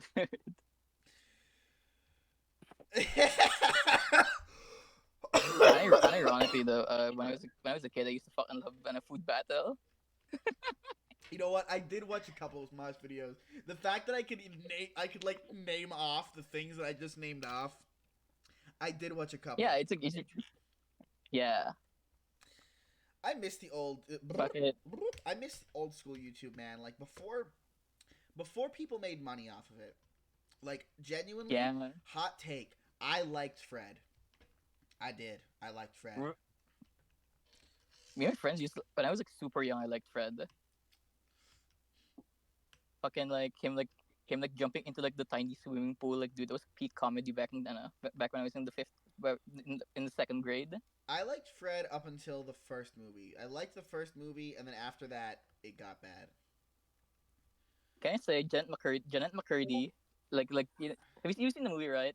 Like Yes. Janet McCurdy is like Fred's friend. She's like wearing like a goth attire. She's like so adorable. Yes, I don't like to talk about Jeanette McCurdy because she was like abused Yeah, she was a by the victim. system and shit. So I try to pretend that she never existed because I think that's what she would prefer. To be Yeah, frank, that's how she would have wanted it. like just people not to remember that shit. Yeah. Fucking But I liked Fred. Miranda Cosgrove though, she's making Miranda Cosgrove is living off those despicable me checks until the cows come home. Yeah. Dude, the first Despicable Me was good, but after that it went bad. Fred. I liked Fred as a kid because I was that weirdo that everyone hated. I related to Fred. I related to Fred, dude. Yes, shitty family life, the kid that everyone hates, a weirdo that people find annoying. Yes, that was me. I was Fred. And whenever I saw him throw a fake party and everyone was jealous and mad about it, I felt vindicated. I loved in the Fred movie. That was amazing, by the way, where he threw a party and gave everyone an invite saying You're they're not invited. That was so fucking spiteful. I love it. That's a fucking Honestly, Chad okay, move, man. You could make like a Giga Chad edit out of that. Old Fred videos have more merit than old Annoying Orange videos. Yeah, because Fred was actually funny. Did you know the creator of Annoying Orange? Do you know the creator of Annoying Orange fucking transitioned recently? I did not know this. Yeah. The Annoying Orange is still making videos. Yeah, they're still making videos. And they're crazy. like, they have an entire step. They're the same thing as they were back in the day. Is the thing, like they're topical, but they're topical now in the same way that Annoying Orange videos back in the day were topical back then. Yeah, like like instead of like Annoying Orange Friday cover by Rebecca Black, it's now like Annoying Orange Skibidi Toilet. Yeah, dude. Annoying Orange Skibidi Toilet. Dude. I'm so sad. They replaced Grapefruit's voice. They replaced him with the fucking Honest Trailers guy. You could have told me that he was voiced by the Honest Trailers guy to begin with, and I would have believed you. Like, I do enough stuff with my voice that's not inconceivable. Grapefruit's voice actor is like so fucking it's so tragic. If you go to his channel, it's just like him like doing let's plays with like a bit Hey, you're talking about drama. What? You're talking about drama. I don't want to hear it. I don't want to hear about the downfall of Grapefruit's voice actor, bro. I'm just saying it's really funny that every fucking video has like a little Bitmoji face. Has a little Bitmoji face at the bottom. It's really funny. I mean, I have like a funny. PNG tuber avatar for whenever I'm doing games. Is the Bitmoji? No, it's Naga from Kill All Boneheads. That's cool. That's cool and kitschy though, you know. Both, like, has effort. But he has like headphones on. I designed that character. I designed some of the characters on Comic Crafter. Not all of them, because there was the original set. But I added some of my own. Like, Gross is an original design. Yeah. Jade is a design that my ex-girlfriend came up with. And Naga is an original design. I only noticed this while rereading. I know it's like Naga's like tuft of hair is actually just like a fire, like kind of Julian's like tuft of thing that's hair like is a colored fire. brown. Julian's hair is a fire. Hmm? Julian, what did I say? You said Did I Naga say because I was Naga? talking about Naga. Yeah. Ooh. Yes. So that wasn't on purpose. Actually, he had the hair before he had the fire. The fire aura. He Yeah. his design was just like that because I like the shape. By the way, a lot of people I want to explain this aesthetically. Julian cannot shoot fire. He's not the Human Torch. He's Captain Falcon. Like when he Okay. punches, his Ah. fist is like engulfed in flames, and he has the aura that all anime characters have, but his aura is hot. Hmm. It's not that he has I've always had control over I've always fire. had the issue of a fire. I've always had like the issue of a fireball because like if you threw a piece of fire at someone, I don't think that would deal much damage. We just set them on fire. Yeah, but being burned hurts. Being burned is dealing damage. Hurt, yeah. But no, it's like honestly, if you watch like Warcraft or something, whenever somebody throws a fireball, it's like a fucking bomb. It's like, Because like fire can't do that. in a lot of fantasy stories, it is an explosion. It's not just heat. Like Yeah, the fireball spell in D&D, for example, is an explosion. It is the equivalent of throwing a grenade. yeah. Yeah, dude. Like, Fucking- whoa. Speaking of D&D, you play D&D, yeah, you play like fucking tabletop games, right? Yes, I play, and I've made tabletop games. I have made a Dragon Ball game twice, and I'm remaking it again right now with like a simplified system. I've made Fallout themed games. I've made oh, there's one that what I've forgotten. I've made so many I've forgotten about some of them. Pokemon. I made a Pokemon one. Yeah, I love tabletop games, dude. I have a weekly game usually on Sundays with some friends IRL. that's really nice actually. I actually had the problem with my friends is like they all live so fucking far away. So like, You can do online tabletop games. There's websites for that. It's not the same. really, there are. It's not this. There's a magic of really sitting around the table. Um, Yeah, but there are websites with like dice rollers and maps and stuff that you can, call up some friends and play. yeah. I wish we had someone that was like that knew how to play D&D because whenever we try to play D&D like through online, we so we always just like, fucking make up our own rules because like fucking we're too stupid to understand the game. I mean, as long as you're consistent with how you apply your rules is all that really matters. I'm not running your game Yeah. for you. If that's what you're trying to imply, I'm not running your game for you. I already have one that I run every week. I cannot No, I handle don't. more than one. No, I don't. I don't think you'd mesh with my friend group. They're like really like milk toast like nerds. You sound like you don't mesh with your friend group, to be frank with you. Also, I'm a nerd. Fuck you. Yeah. I was a nerd before it was cool. I was a nerd before the hipster nerd revival of 2013, alright? I remember the Ultimate Universe. You remember the Ultimate Universe? You fucking don't. We live in a I don't remember the society. alternate. So the Ultimate Universe, not the alternate universe. The Ultimate Universe is Oh, a timeline of Marvel Comics. oh, is that sort of like the DC thing where it's like the crisis or whatever the fuck it's called? No, the Crisis of Are you like a the DC Crisis events get rid of different universes. The ah Ultimate Universe was the Marvel Comics universe where they tried to like start from scratch and be edgy. They just tried to be edgy. so you're like a comics like a proper comics fan actually. I thought you were just more into manga. I'm okay. I didn't know the Ultimate Universe from the comics. I knew it from the TV shows and games. Um, I like I said, I have trouble reading and getting through stuff. I mostly read. I mostly read manga and web comics. I've picked up Scott Pilgrim before, which is a Western comic. I hate the term Western. Yeah. I can get into that in a second, but anyway, I read comics from time to time, but I'm not a superhero guy. I think superhero stories Yeah. are overplayed, and it's everything that can be done with them has been done, or there's no consequences. Superhero stories are not stories; they are products. They are not art. If you are a writer for Marvel or DC, you are not an artist. Fuck you. You are making a story that is going to be reset in about a year. Nothing that happens matters long term, and they're going to keep reusing those same characters over and over again forever. I like actual stories that are told from a beginning to an end, which is part of why I have a lot of trouble with a lot of shonen anime nowadays, and a lot of that sort of manga nowadays. To be honest with you, One Piece seems cool. I've watched some of it, but it just keeps going, and it's not ending. And it's like, I don't want to see this. I don't want to see it if it's never gonna end. There's no point to it. If it If was it does, if if it does end, would you read it? if it was episodic, I'd enjoy it if it went on for that long. Like Ben 10, right? It has no clear defined endpoint. Yeah. But every episode is its own contained plot. If you're telling an overarching story, it needs to end at some point. One Piece should have ended before they even introduced Tony Chopper. As far as I'm concerned, no TV show needs more than 52. As far as I'm concerned, no TV show needs more than 52 episodes. You get 52 episodes. That's one episode every week for a year. And if you can't tell the story you're trying to tell in 52 episodes, it's not a story I give a shit about.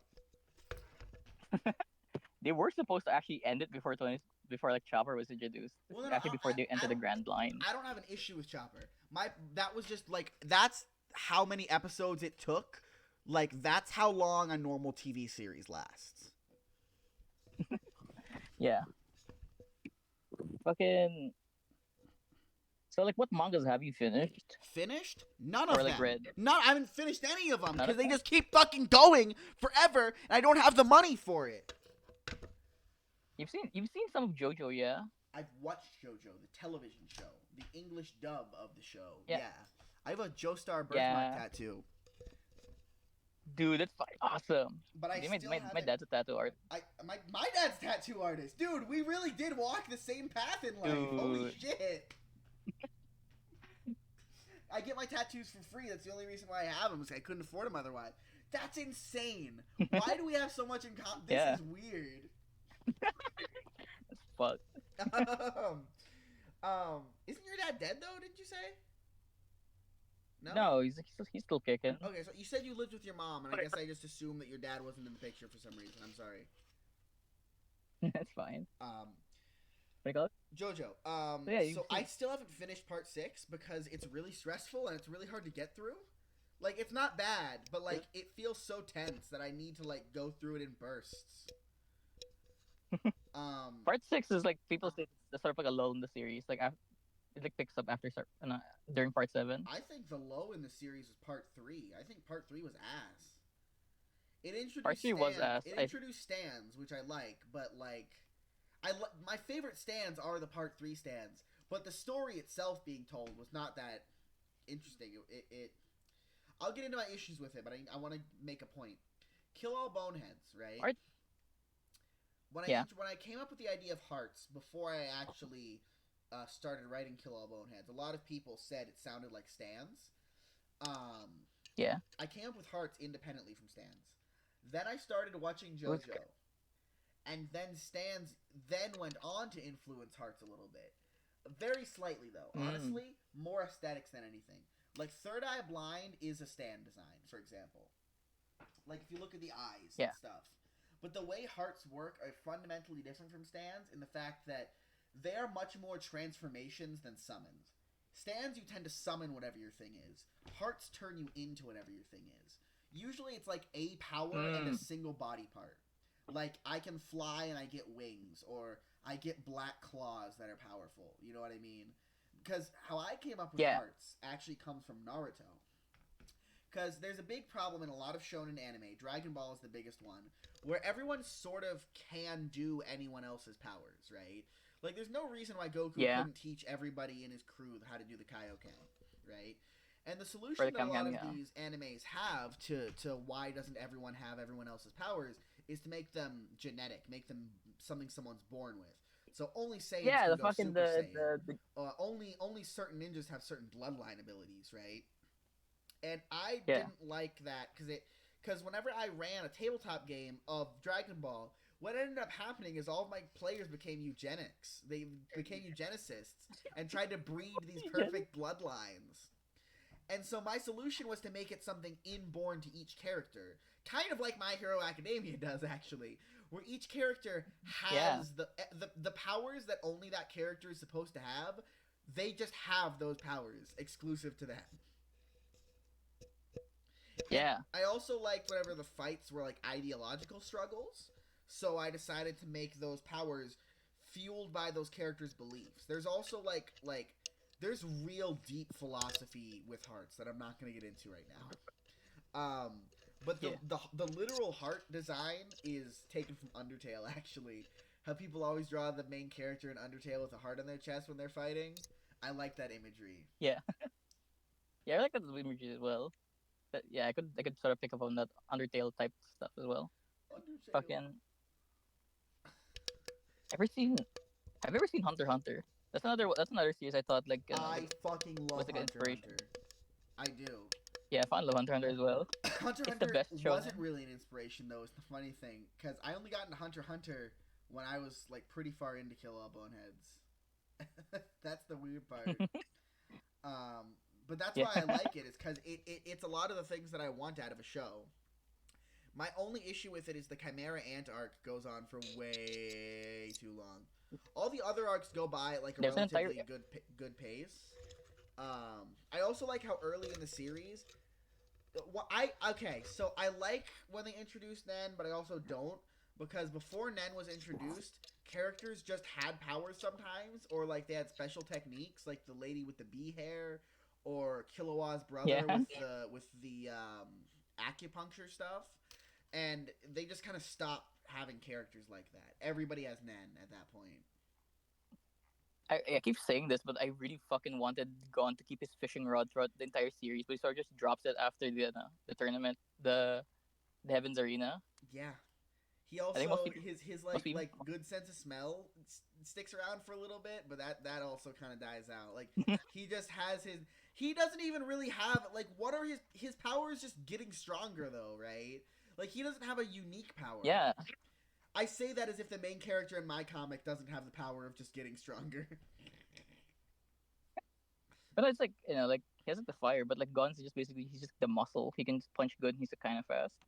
I liked what they did with Killua though, because they like baited. The thing that makes Hunter x Hunter good, it doesn't have any original ideas. Its execution is just really good.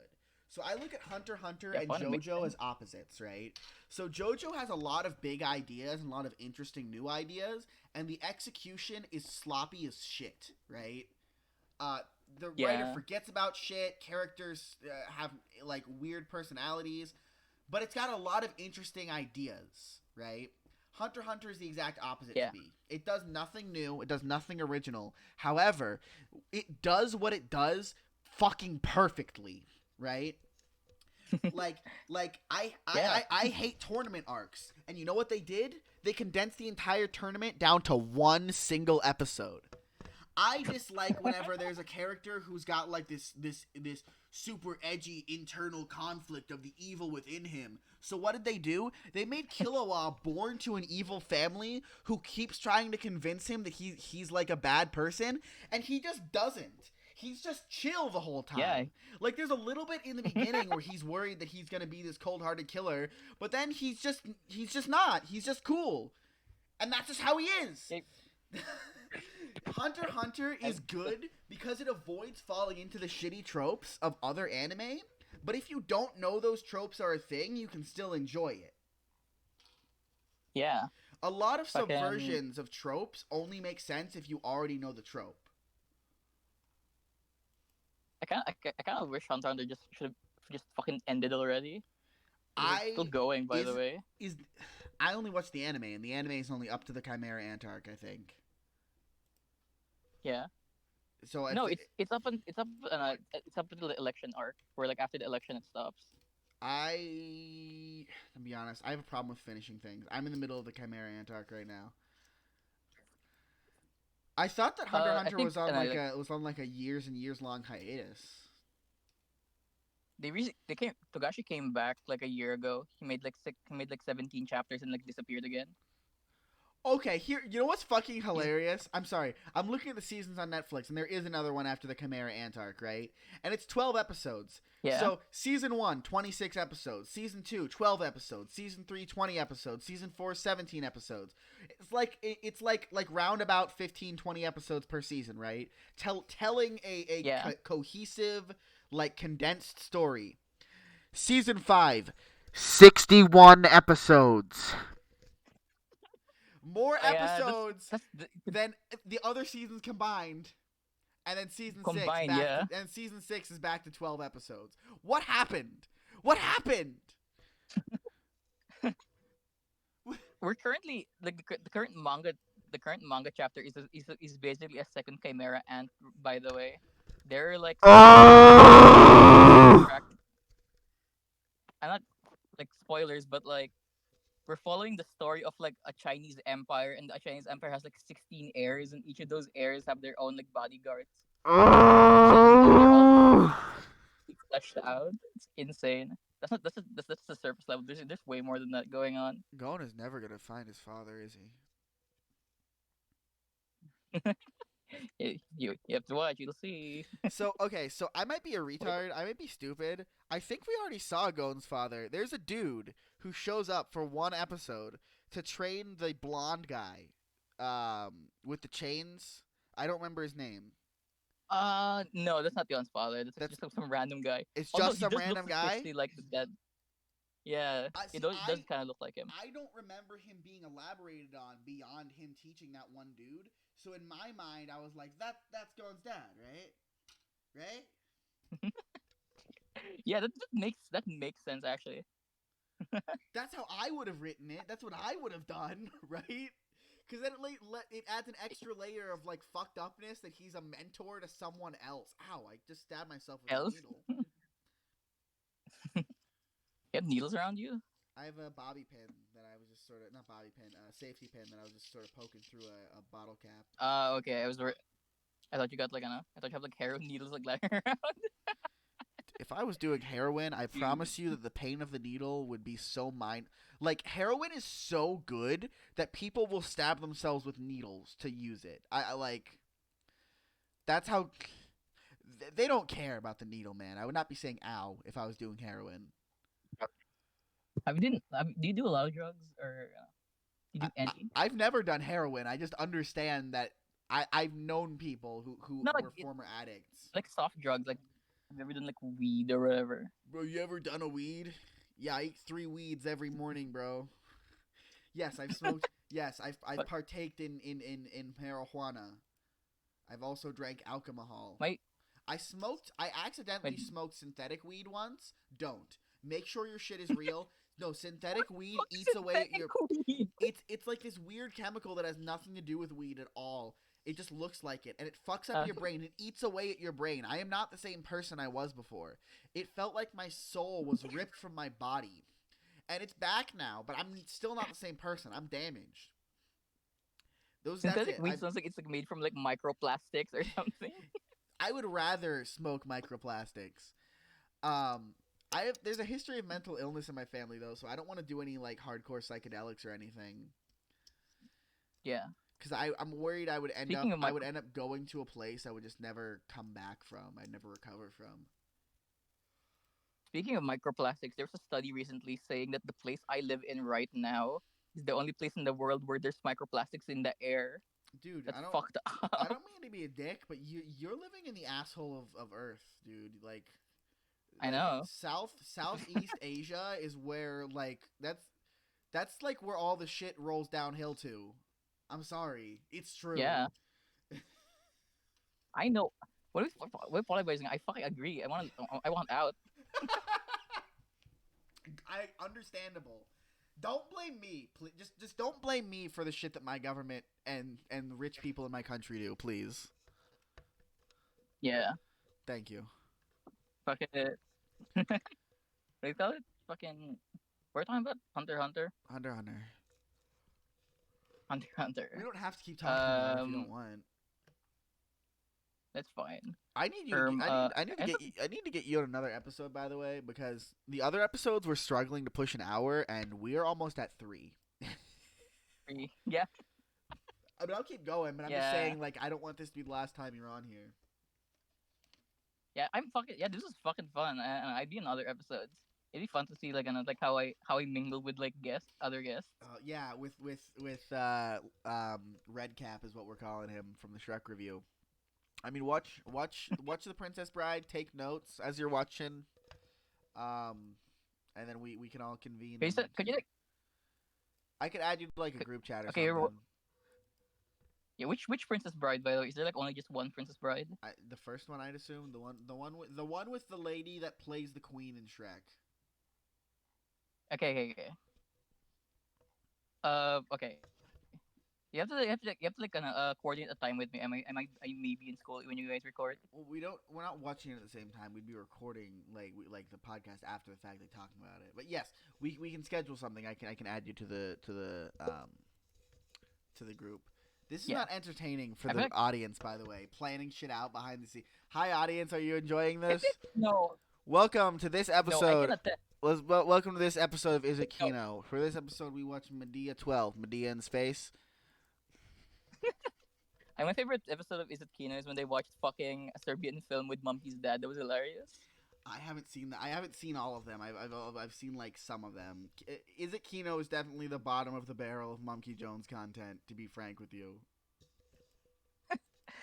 It's really funny because like his dad says like only like introduces himself at the beginning and he stays silent the whole fucking episode.